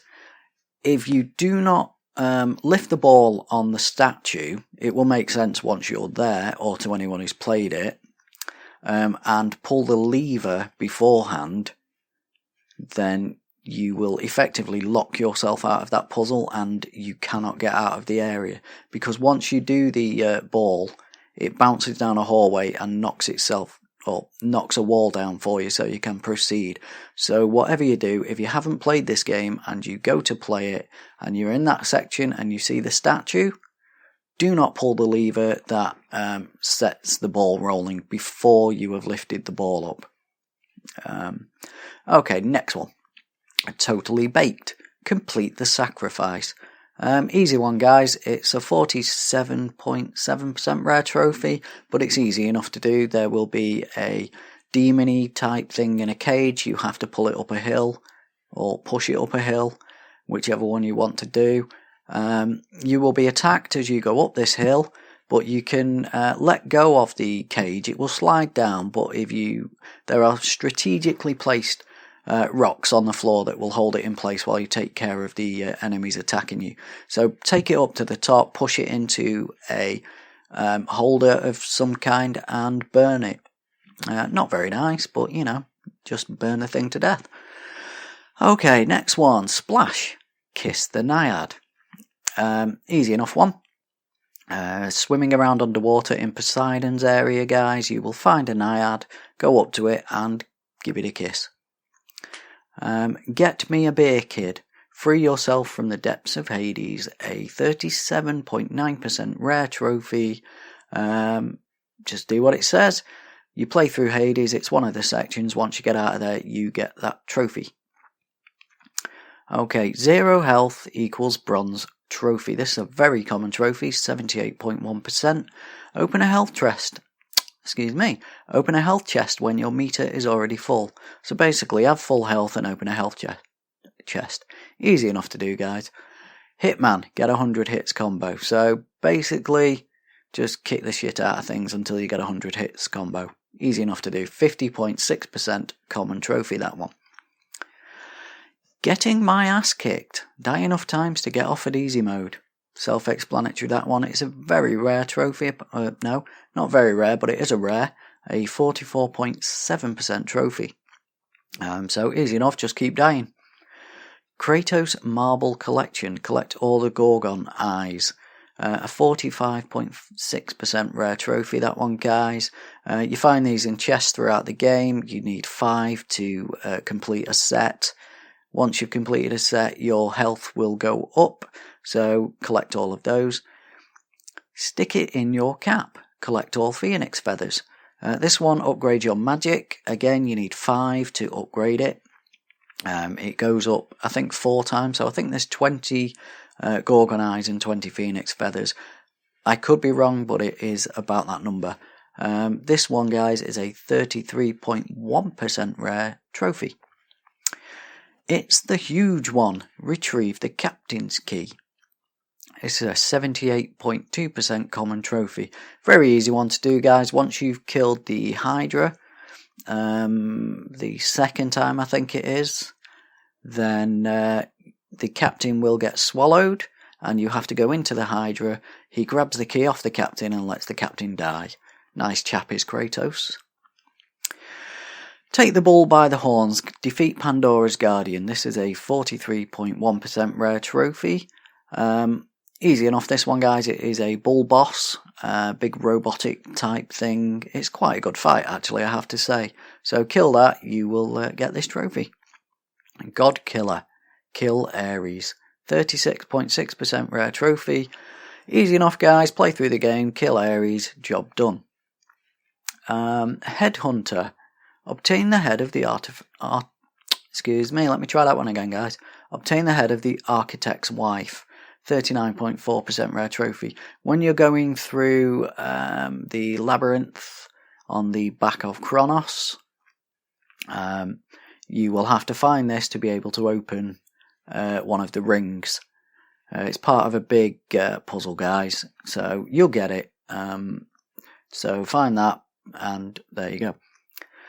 The power to kill a god. This is a rare 39.1% trophy. Retrieve Pandora's box. So, you have to do that. It's part of the story. Again, same with the architect's wife. That's part of the story as well. So retrieve the box and it will give you the power to kill Ares. Okay. Hitman 2. Get a 200 hits combo. So again, this one, a 27.5. Just get a 200 hit combo. You can do it, guys. It's not that difficult. Legend of the Twins. Watch the birth of the beast treasure. Now, the treasures are opened once you have completed the game. Not all of them open just through completing the game, I have to say. I think some of them do open playing the game on a harder difficulty. I'm not sure about this one. I think this one can be opened on easy. It's just once you get through the game. Or it could be, sorry guys, it could be when you do one of the, what are they called now? One of the challenges, guys. Not quite sure, but you open it and then watch it. It's easy enough. Seeing Red. Max out all weapons and magic. This is a 9.4% very rare trophy. Easy enough, guys. Just get red orbs and upgrade everything. Prepare to be a god. Beat the game on any difficulty. There you go. Easy enough. 36.5%. Self-explanatory, that one. You got the touch. Climb the spiked column in Hades without taking damage. This one is a 38.2% rare trophy. Now, as you come out of Hades, there is a column that you can climb. Basically, it's got spikes on it, or bone, or whatever they are sticking out, and it's just a case of timing it so you can work your way past them. May take you a couple of attempts, guys, but it is easy enough. I'll take the physical challenge. Complete the challenge of the gods. This is a 4.8% ultra rare trophy. Now, this is where the difficulty comes in for the platinum guys. The challenges in themselves are not that difficult, but there is no saving in between them, so you have to do them in one sitting. The really annoying thing with this one, guys, is the final challenge where you have 2 little devil dogs, 2 satyrs, and a very small platform that rises as you kill things. But you can get knocked off this platform so easily. It is very, very frustrating. It's the only thing that let the game down for me, to be honest, guys. It took me quite a few attempts to do it. And while I'm on this, guys, I will say God of War 1 and 2 were released on the Vita with a separate trophy list. I have done God of War 2 on the Vita with the way it is. Now, sorry guys, I had to think about that, the way I'm going to explain this. If you play God of War 1 and 2 on the Vita, you have to turn the Vita off. And then turn it on before you turn God of War on. If you do anything else on the Vita, as in come out of the game and play something else and then go straight back into God of War, the trophies will not pop. The Vita has to be turned off and on again before the trophies pop, which is really bloody annoying. So yeah, that's one to look out for if you ever play it on the Vita. And that's the reason I didn't do God of War 1, because I didn't want to do this challenge again, to be honest, guys. Okay, Speed of Jason MacDonald. Beat the game in under 5 hours on any difficulty. That is a 4.1% ultra rare trophy. It's not too bad, guys. Just run through the game on very easy. And the last one, Key to Success. Collect all of the Muse keys. That is a rare 46.8% ultra rare trophy. So, yeah, God of War, guys. I really, really liked this game when it came out. I still enjoy it now. Saying I won't play it on the Vita, I may do. I did God of War 2. But like I say, the Challenge of the Gods, I don't know whether I can be bothered, to be honest. So yeah, God of War, great game, worth playing if you haven't played it. Like I say, I'm going to do God of War 2 next week. So sorry about all the little screw-ups in my talking, guys. It's been a while since I've done this, so, I'm going to let myself off. So thank you very much for listening, guys. As always, get in touch with me. Sidders1978 on the PSN, at Sydney on the Twitter, Sid at Trophy Whores. No, Sid at Proven Gamer on the email, or through the Trophy Whores Facebook group. So yeah, God of War, play it, guys. Really good game.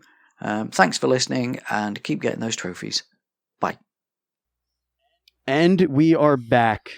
Sid, Are you still thank here? you so that was something, Sid. You spoke Amazing. quite a bit. That was almost as long as Tricky doing house cleaning. Oh. He said to me, he goes, "It's been a while since I recorded one. It's 19 minutes. I hope I didn't talk too long." Compared to you, Tricky, I don't think we're worried. Oh, And he doesn't even listen to the show. He doesn't even own a PlayStation. Oh, come on. You got to be this high of a gamer to actually compliment here. Well, you're always welcome on the show because you could set Tricky straight. Yeah, there we go. Put his ass where it needs to be. All right. So that is going to take us into our topic of discussion, which is all about speculation. It is time to put on our crazy tinfoil hats, take a trip down Uncharted Lane, and really try and figure out what the simplest thing on the world, the most innocent looking thing, what it could mean. Every one of us here, with the exception of probably Marcus, loves Uncharted. And, well, Nathan Fillion did some shit. And he doubled down, by the way, just so you know. Mm-hmm. Yeah, no, I know. He did some shit. Now, I just, why are there two things in here? Because the second one I thought was an interesting concept of something somebody said. Okay, that's fine. All right. Because I opened that one, I'm like, why is this? And they're both, one's Nathan Drake, Nathan Fillion. Okay, so Nathan Fillion took to his Instagram and put a cryptic post, and this is coming from IGN again. Spoiler alert. So Fillion posted a picture of the rapper Drake. Okay, you're following so far, Marcus? You with me? And he captioned it, "Sic Parvis Magna," which, of course, is from the Uncharted series, which is greatness from small beginnings, along with the date, July 16th, which it's over. It's already happened, so we'll know what happened beforehand. But you listeners, you get to come on this little journey with us.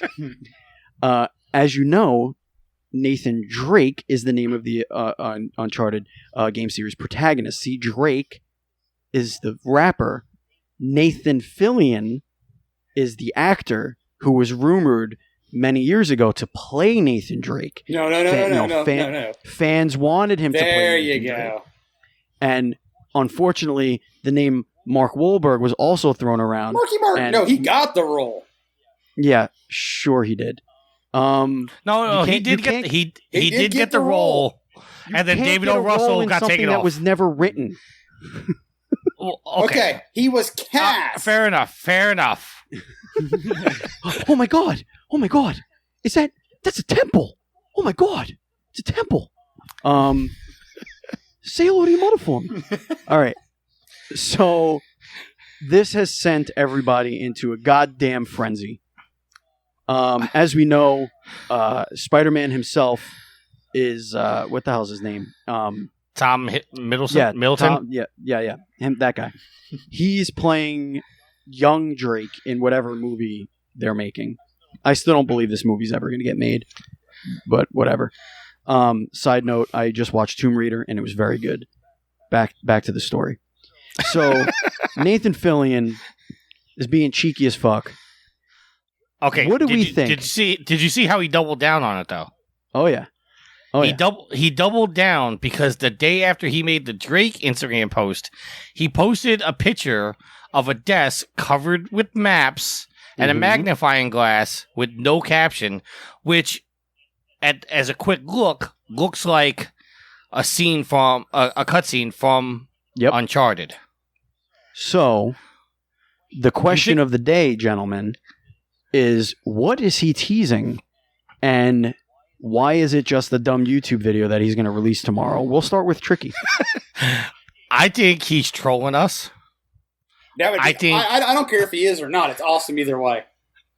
I think he's trolling us, but and it's not actually Tom Middleton. It was Tom Holland, by the way.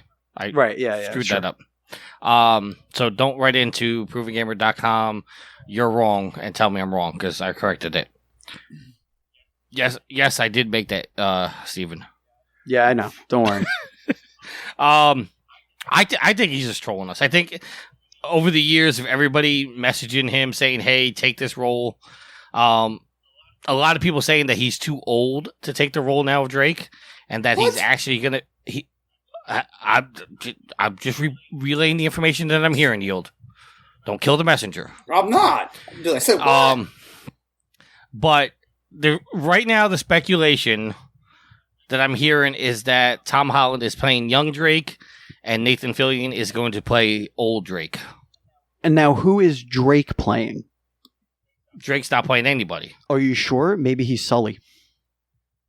You think they're going to make a Don't you fucking say it. career suicide by putting Drake in something? Whose career is it suiciding? The movie. Every actor associated with this movie, because there's not one person in this world that's sane that actually likes Drake. Wait, we're talking The about Mr. Drake, Fa- the rapper, Fair- correct? Yes. We're Yes. talking That was about in we're talking Degrassi. about Drake. Yes, the one that was an It actor was an first. actor first. The- Yes. The sports fan flip flopper that whoever the fuck game he's at, all of a sudden he's their number one fan. This is the person that the Toronto Raptors named as their number one fan because he showed up to a game wearing their jersey one day. Come on, please. Drake is a talentless hack. Oh. Whoa. You can take that hot take and you can clip that and play it back in the future.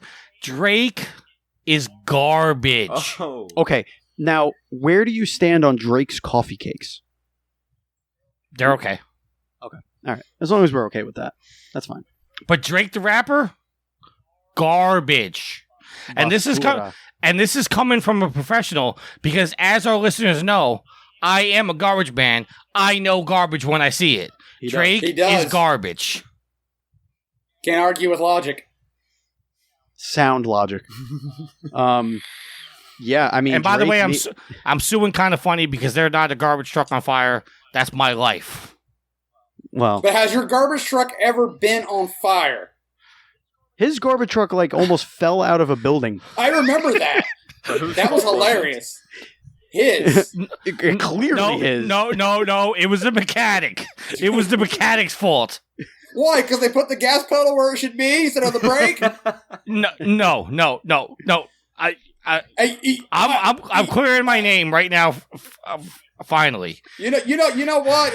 We're gonna edit in some backup beeps when you start talking. Yep. this is Marcus. I'm looking at you. Okay, I'm looking at you. Okay, I'm looking Right at you. here. It's getting awkward. In the garbage in the spreader that almost went out the building. There It is went out three- the building.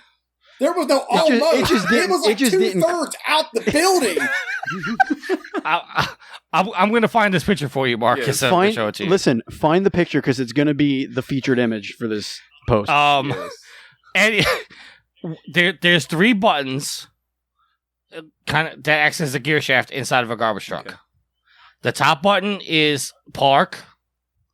The middle button, the top button's reverse. Oh, So see? this is how it You wonder happened. why the fucking thing flew out Middle of the button middle- is neutral. the Bottom mid- button's the- drive.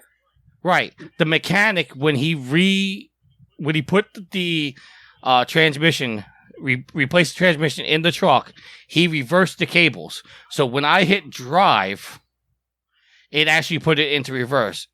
And then when I hit the gas, I went through a wall that was 3 feet behind me. So it You took had you to didn't realize in afford it. 3 feet. you were going exactly. backwards? No. You when you see this, Mitchell, you will understand. I'm not sure that I will. The other thing is, it was not ground level. Oh no! Oh my god. 3 stories in the air. So 3 stories, 3 feet, and 3 buttons. I'm seeing a pattern. Okay. And now you know why Tricky does not give a shit, and he will play video games as long as he possibly can, because he knows how futile, how fleeting life can be. Marcus, look at your screen right now. I'm looking. Yeah. Wait, look at that's what you did. That's the ass end of his truck, the ass, the middle, and the shoulders of his truck flying out of a building. See, that's more than half. That's like 2/3 of the truck out the building. 3 Again. stories in the air. Again, I want to make this very clear. That is taxpayer money. I want to make that very clear. And while we're all laughing here, I just want to say for the record, I'm afraid of heights. Maybe you should have thought If about you that weren't, before you you should drove be out now. of the building. You know, if I won, I would be after that. Wow.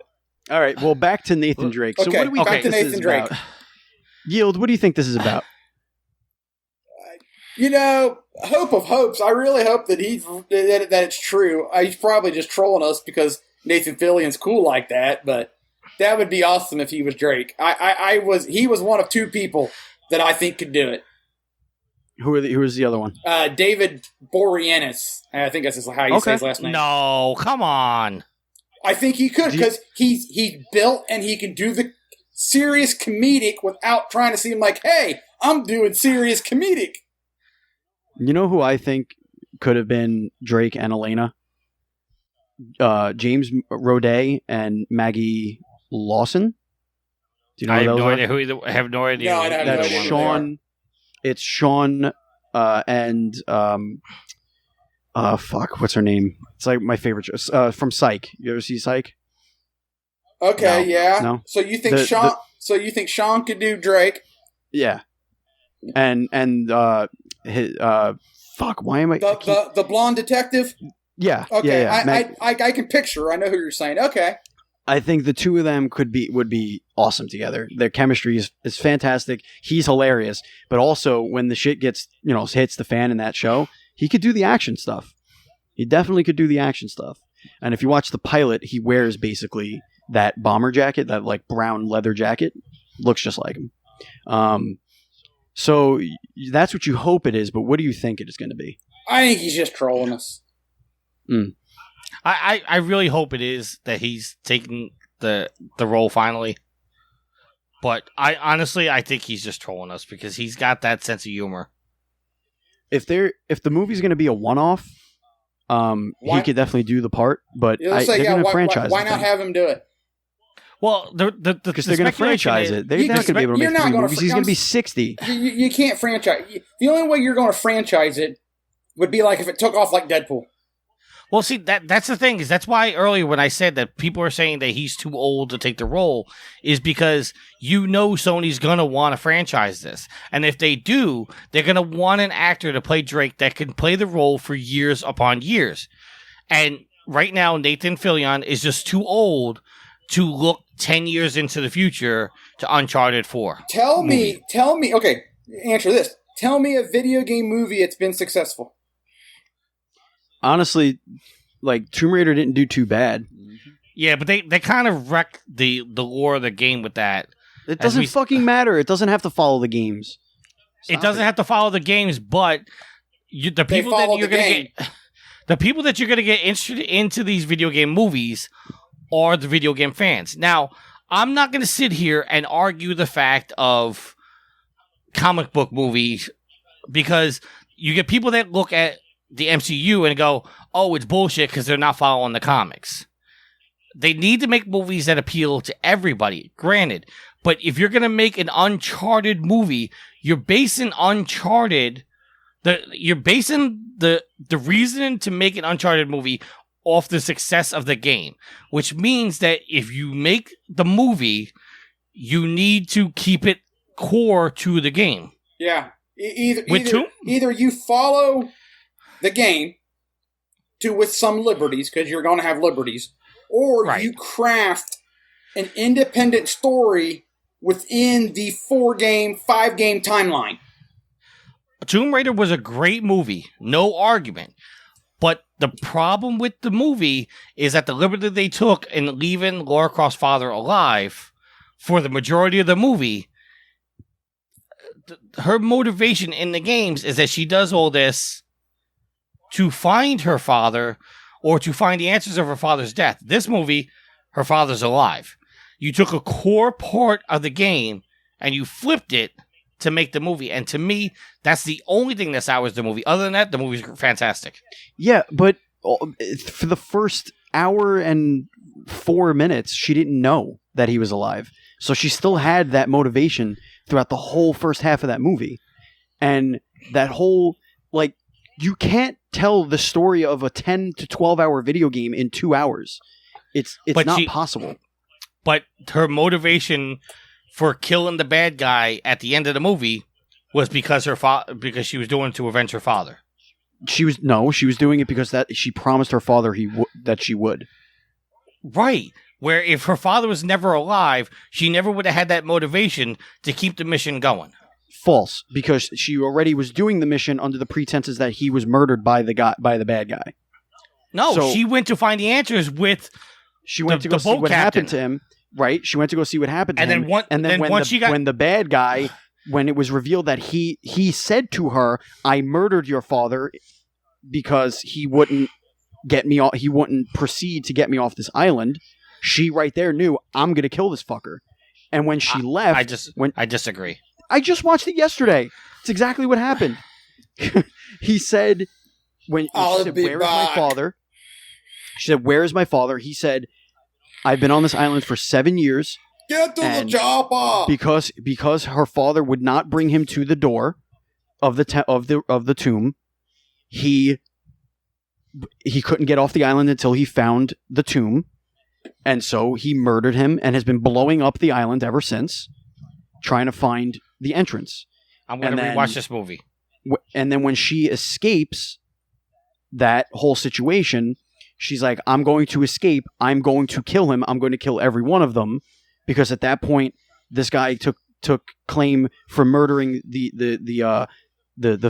guy with the boat, his father and her dad. They both thought he murdered them. And then she runs into her dad, who's hanging out with Wilson in the mountains. I'm going to rewatch this movie. Getting jiggy with Definitely it. rewatch it. So that was, I mean, I don't want them to tell me the story of the video games the same way I don't want them to tell me the story of a cartoon when they make a cartoon to a movie. I want them to give me something unique. I want them to tell me an Uncharted story that's not based on the video game. But I don't want them to take core They did. things in the franchise They did. and flip-flop them just to make a Temple of movie. Doom. Like, just Raiders to give you an of the example. Lost Ark. Drake's motivation in the first game was that he was trying to find the El Dorado. he was trying to continue on with the Sir Francis Drake thing. I don't like that's his motivation for the first game.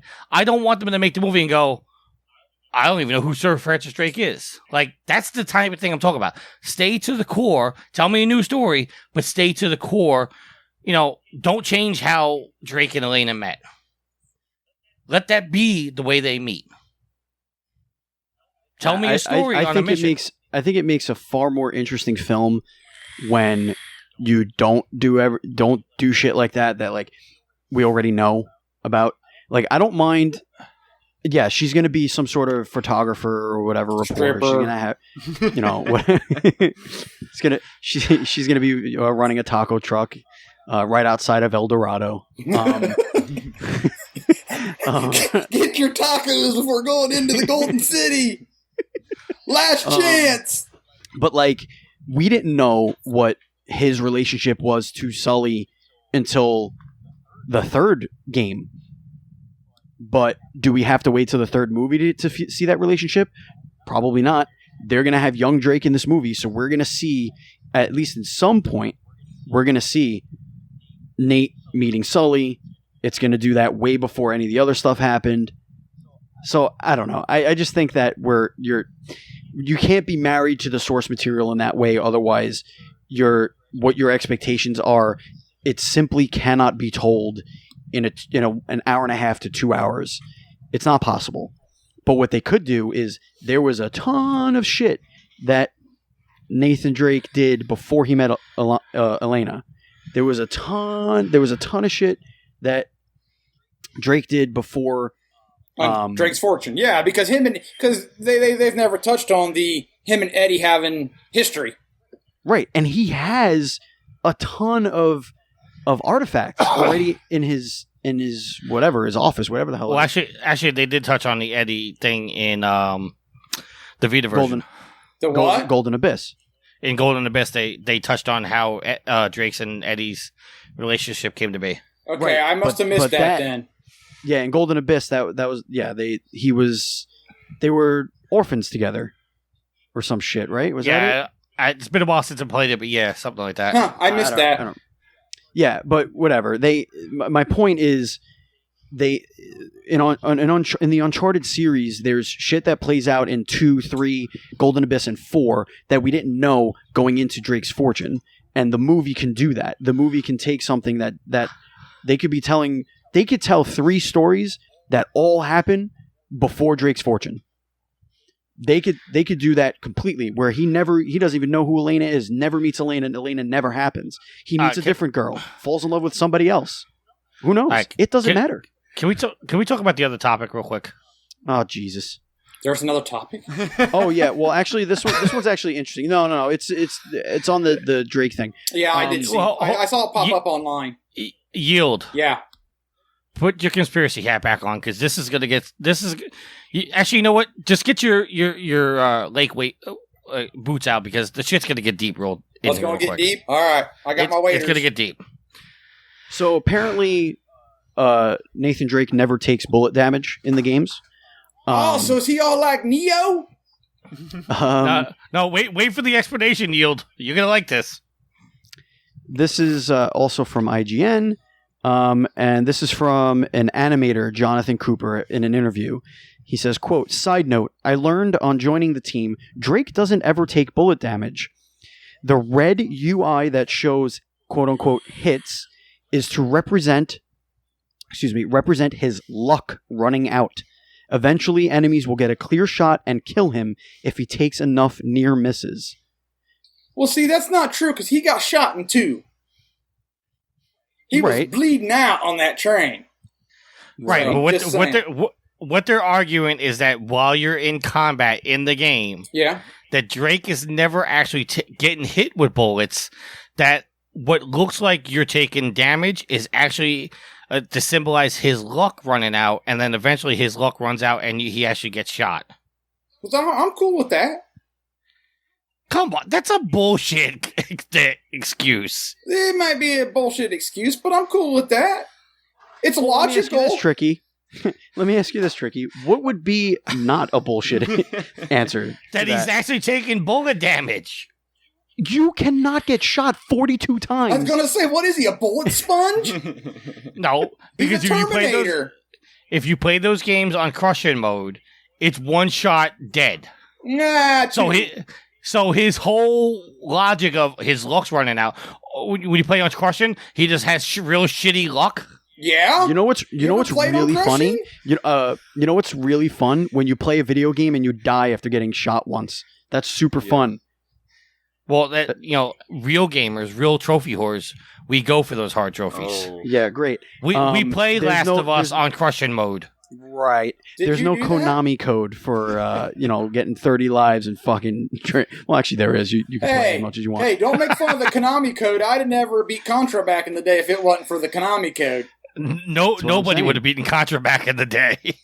Well, no, but then when you get used to it and you get a little older, then you actually go through it with the original lives that you get and you beat it. But Marcus, what do you Konami code? Marcus, what do you think about this bullshit answer that this animator is trying to pass off? I think I like it actually. I'm going to agree with Yield. My God, on this one. I think it's a very cool concept that they mean. Well, I'll say concept, but the tricky bullshit answer here. It's a cop out answer. You know what? It's not a bullshit answer. It's a cop out answer. Maybe I agree with it though. I like it. Steve, you get ready to say something. I just think that okay. If the red UI was blue, I believe I would die. if it was blue, would it be a cop out answer? No. Why? Because the red That was totally awesome. Thank you. the red is symbolizing blood splatter on the screen.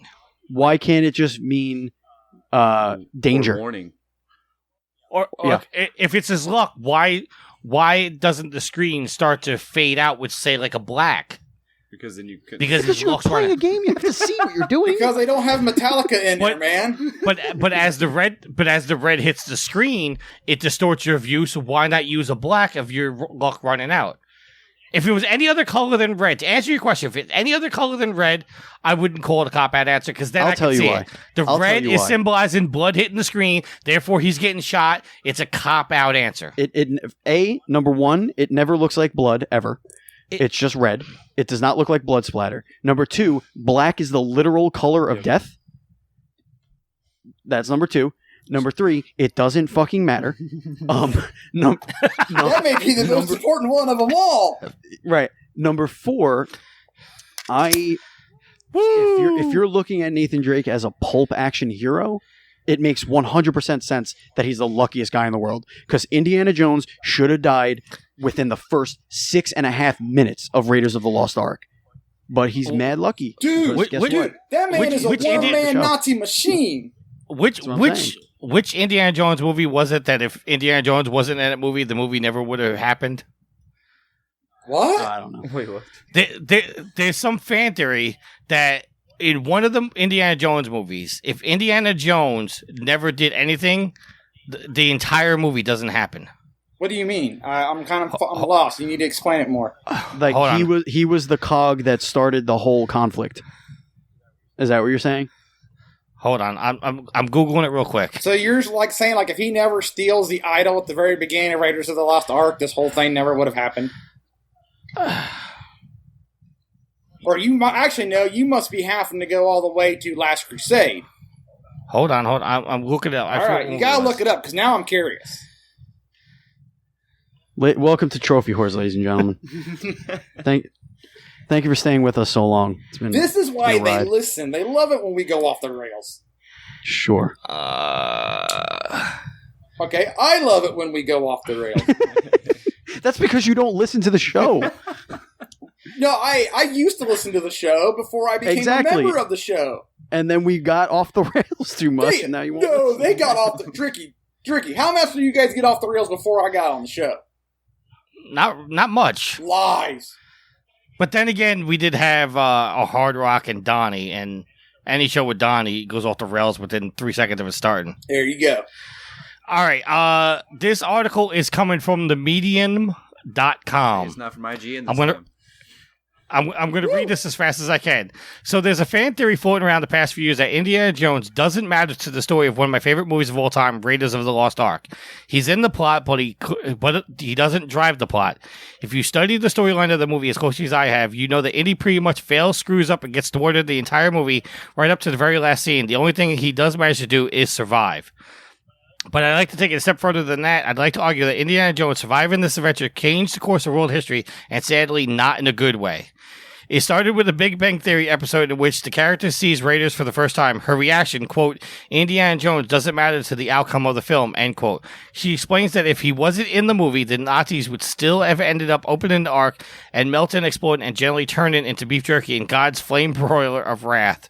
That's not exactly true, as others have already pointed out. India possesses the headpiece to the Staff of Ra, which has the markings on both sides, while the Nazis have a replica headpiece with the markings on only one side, which means, quote, they're digging in the wrong place, end quote. Without him, they never would have found the Ark at all, and the childhood nightmares wouldn't have been populated with the screeching angels of death. Then again, if Indiana hadn't shown up at Marion's barn in Nepal, the Nazis would have gotten the actual headpiece, built the Staff of Ra to correct the length, and found the Ark anyway. But rewind the story a little further to the beginning and imagine that Professor Jones never leaves the university, or worse, ends up squished under that boulder in South America. There's nothing and no one to stop the Nazis from torturing Marion. As she hands over the headpiece, they find the Ark and they kick Nazis' ass. That's all, folks. Not even close. If Indiana Jones is killed, injured, or captured and never goes on the hunt in the Ark, and the following chain of events would happen. The Nazis would get the Staff of Ra, dig up the Ark. Maybe someone goes along the way is killed up by an asp, but no biggie, and they're Nazi goons. They transport the Ark on the flying wing to the secret island. No tough guys get turned into hamburger meat in the propeller blade. No show-stopping truck chase happens. No U-boats hanging on the periscope by a bullwhip. It goes on, but basically they're saying that if Indiana Jones was never in that movie, then everything would have happened regardless. That Indiana Jones was... But they didn't know which one was the real chalice, right? They said that they would have figured it out anyway. Yeah, they would have all died trying to figure it out. There was only like 6 of them in the temple.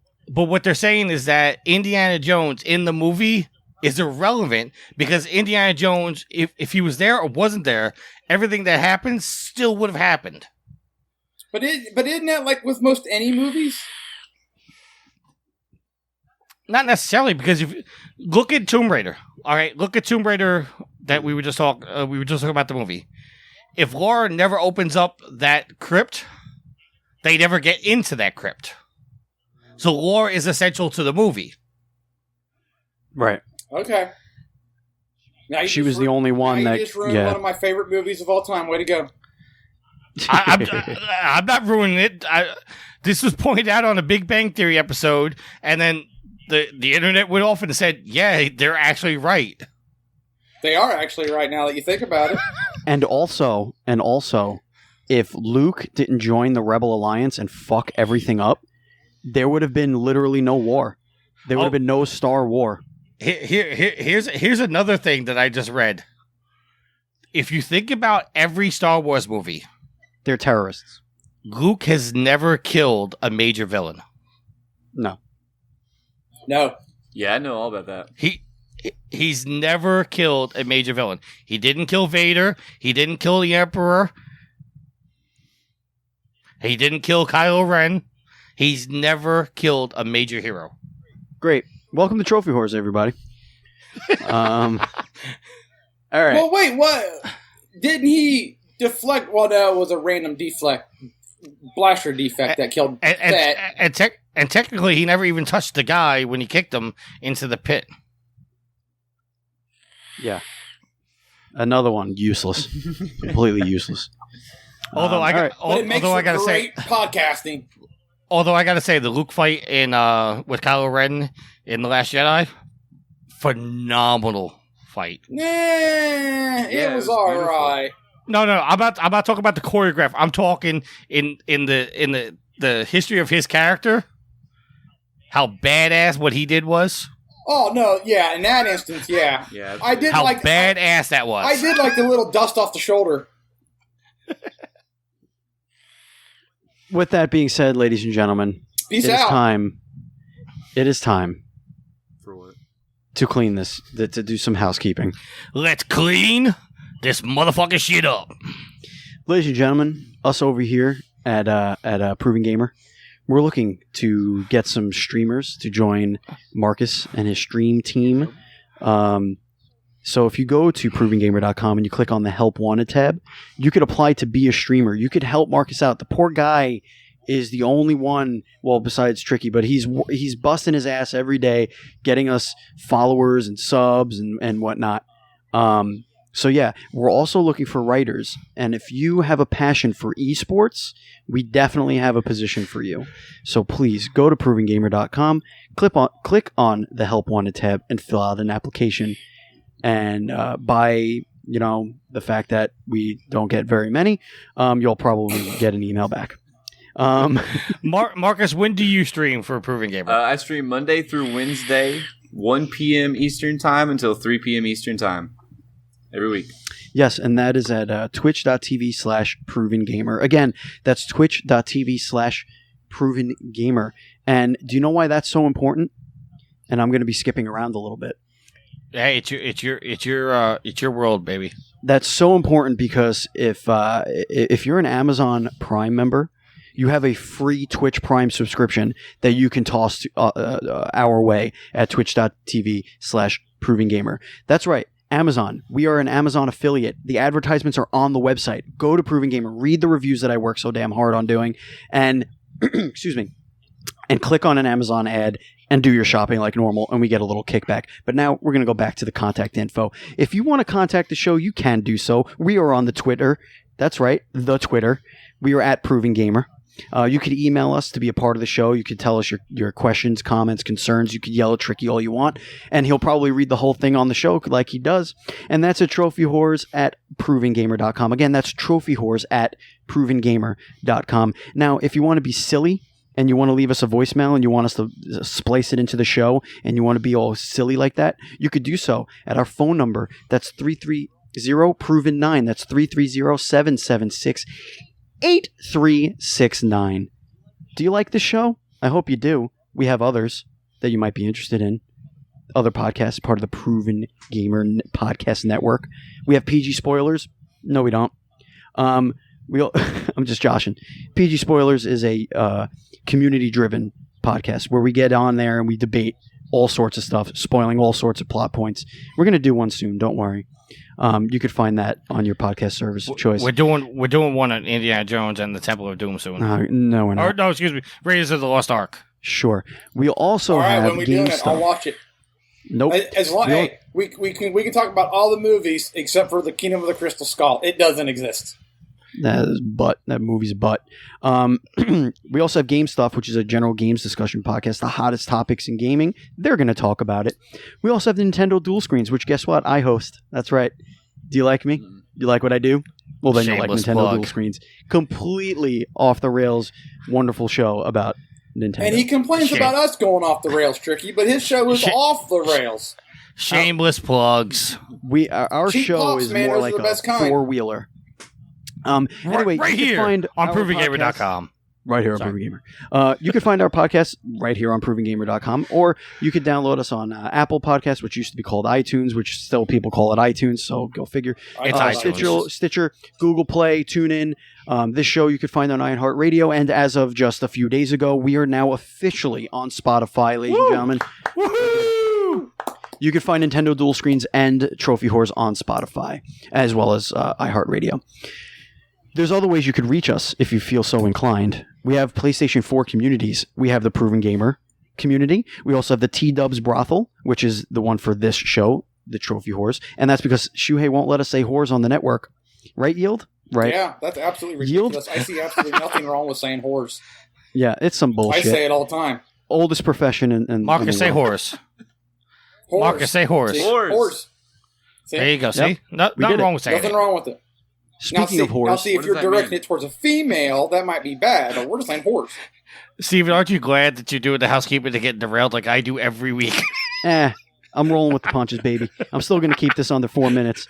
We still got to do shout-outs. PlayStation 4 community known as the Platinum Guild. The other thing that people don't know is that I can mute all of you when I'm editing, and I can get through these no problem. So what does horse But you wouldn't do that. That's going to do for our communities. I already spoke about Amazon, but you know what I didn't speak about? Our two partnerships. One is Extra Life, which is a charity organization dedicated to raising money for the Children's Miracle Network of Hospitals. Every year, November, usually the beginning of November, there's a 24-hour gaming marathon in which everybody, all gamers, come together and raise awareness for this charity. And what this charity does, very simply, you raise money, and it goes to your local children's hospital. You pick the hospital you want to work for. If you go to provengamer.com and you click on our little Extra Life widget there, it'll bring you to our team. You can donate to our team. You can also join our team to help raise money. And that event is going to be on the 3rd this year, by the way. It's a Friday, right? Usually or Saturday. I think it's a Saturday. It's a Saturday. It's normally 25. It's been 25 hours lately because they do it on daylight savings change. Yep.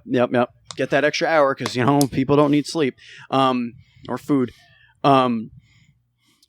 So what else? Oh, Humble Bundle. So we're also partners with Humble Bundle. So Humble Bundle is an awesome little charity that they get tons of games, software, all this stuff. They put them up for extraordinarily cheap, and when you buy them, all 100% of the proceeds go directly to charities. And we have linked it up to our Extra Life. So it's another way to help. Isn't that awesome? It's awesome. Everybody, awesome. It's amazing. Yeah, it is. It's glorious. If you don't give a shit about sick kids. And you just want to throw your money at us at Proving Gamer, You're a heartless bastard do if that. you don't care about sick kids. You can do that at our Patreon page. That's patreon.com/Proven Gamer. And for as little as $1, you can be a part of a very exclusive community. That is going to do it for our sponsors and our communities and all that other stuff. But we still have our final segment, which everybody totally does not shut off the podcast by now, and that's shout-outs. And we're going to start with Yield. What? I get to start? Awesome. So, as always, a shout out to the pimps and the madams of the Whoredom for doing everything that is Trophy Horrors, downloading, spreading the Proven Gamer word, listening to the derailments, because they're awesome. Shout out to Marcus for joining us tonight. And as always, a shout out to Steven and Tricky for recording tonight. And Alex, enjoy your vacation. Peace. All right. Thank you very much. All right. Marcus. All right.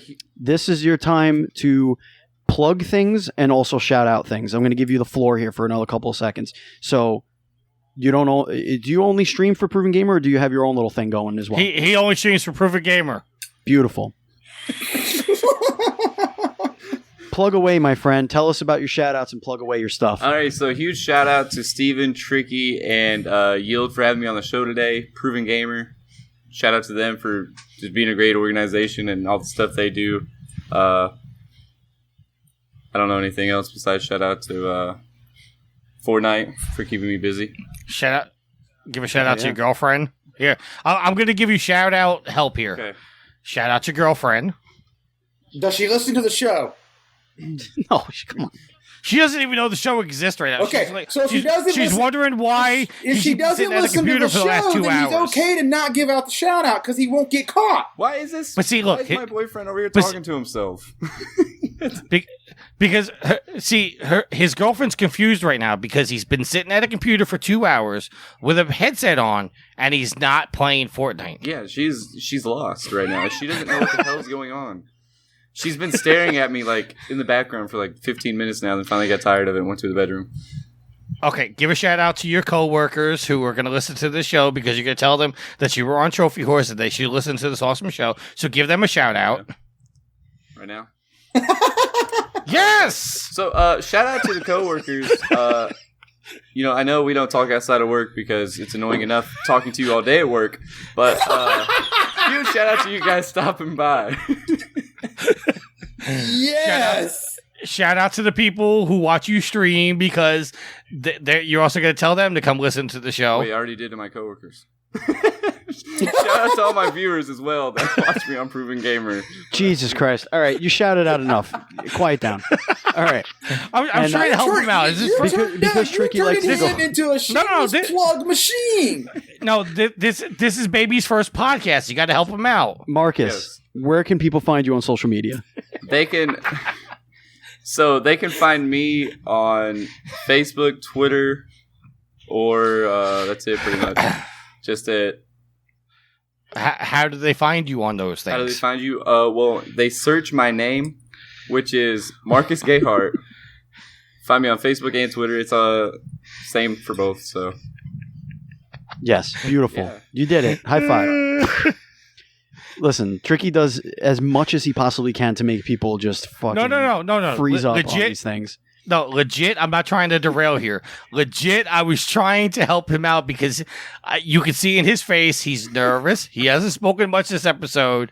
I'm trying to help him out, say, hey, listen, because listen, Marcus is a great Fortnite player. He's a great streamer. But one thing he fails to do while he's streaming is plug anything. yes. But maybe that's why everybody likes him. All the other streamers they go to, they're like, here, drink Pepsi. Here, buy these gloves. Twitch Prime, Here, Twitch eat at Prime, McDonald's, Twitch Prime. He's just sitting down there and he's just a Joe playing video games and laughing. And people are like, you know what? This is refreshing. I like it. See, I have a fan. Hey, you can find me on Proven Gamer. Go drop a follow and a sub. You can use Twitch Prime. There you go. Steven, your shout-outs. Fuck. Did you even have shout outs? All right, Tricky, help him. I mean, thank you to my wife. I shout you out because you put the kid to bed today so I could do this. I usually do bedtime. Shout out to my co-host Andy on Nintendo Dual Screens. We were able to get a show in, and we forgot like the biggest news of the week, so we're probably going to record a little segment and splice it into the show. What's the biggest news of the week? I'm not telling you. I'm not spoiling that. Because what if we don't record it? I don't want to be put on the spot. Well, at least this way the news gets out there. Trophy horrors for all your Nintendo news. There was a massive leak of possible upcoming Nintendo Direct. That's all I'll say about that.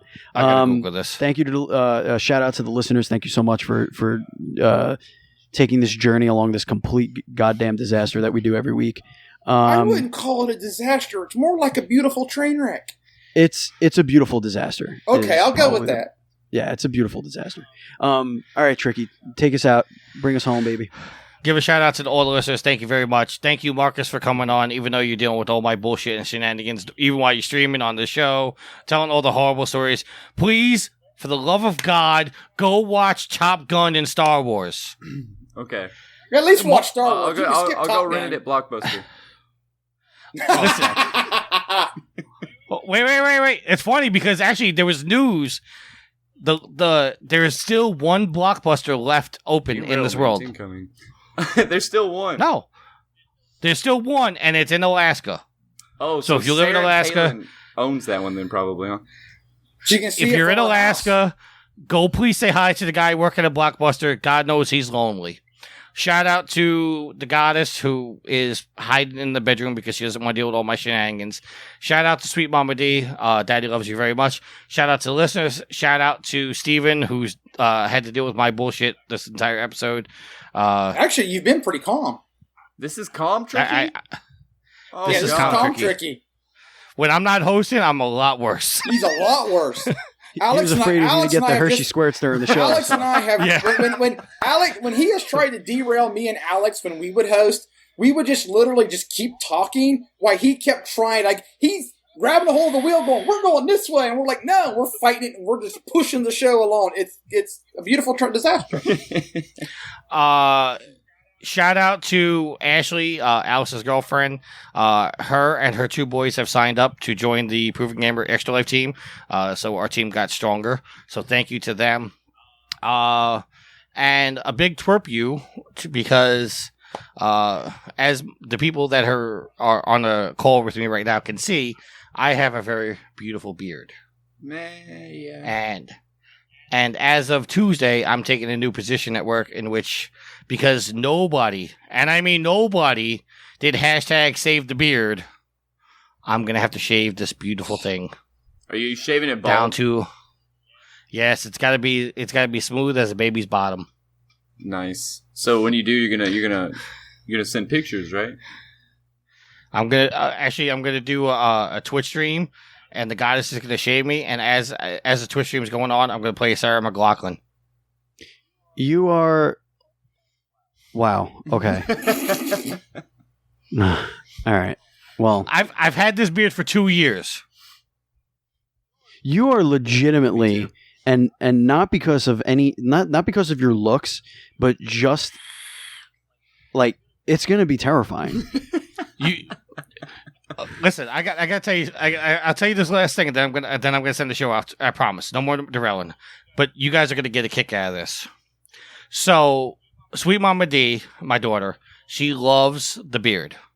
Fear the beard, right? So, right now she's currently on a trip with my mother to the Mall of America because my mother decided to take a road trip to the Mall of America to show my daughter. Don't ask me why. It's happened. Hey, it's a girl thing. I called my daughter while she's on the road and said, "I got some bad news for you, baby. Daddy has to shave the beard." She says, "No, you're not allowed to shave it." I said, I have to. She goes, no, you're not allowed to. I said, well, why? She goes, because if when you have the beard, it hides your 3 chins. Wow. Wow. So basically, what you're saying is it's a spitting image of you, like her personality. At that point, you can't even be mad. You just have to okay. But it's got to go. It's got to go. It's got to go. Your response should always be, it's genetic, right? Oh yeah. No, my response, as my mother and stepfather were laughing hysterically, was, "You are definitely my daughter." Yep. So if there's nothing else, until next week, happy trophy hunting. Peace out. Be excellent to each other. Save your last words. Save your last words. Then don't mean it. Save your last words. Then don't mean it. Save your last words. Then don't mean it. Save your last words. Then don't mean it. The theme song is Venus by the band Even off their album Zenith. Permission granted by the band and 12 Stone Records. You can find them on Facebook by going to www.facebook.com/evenphilippines.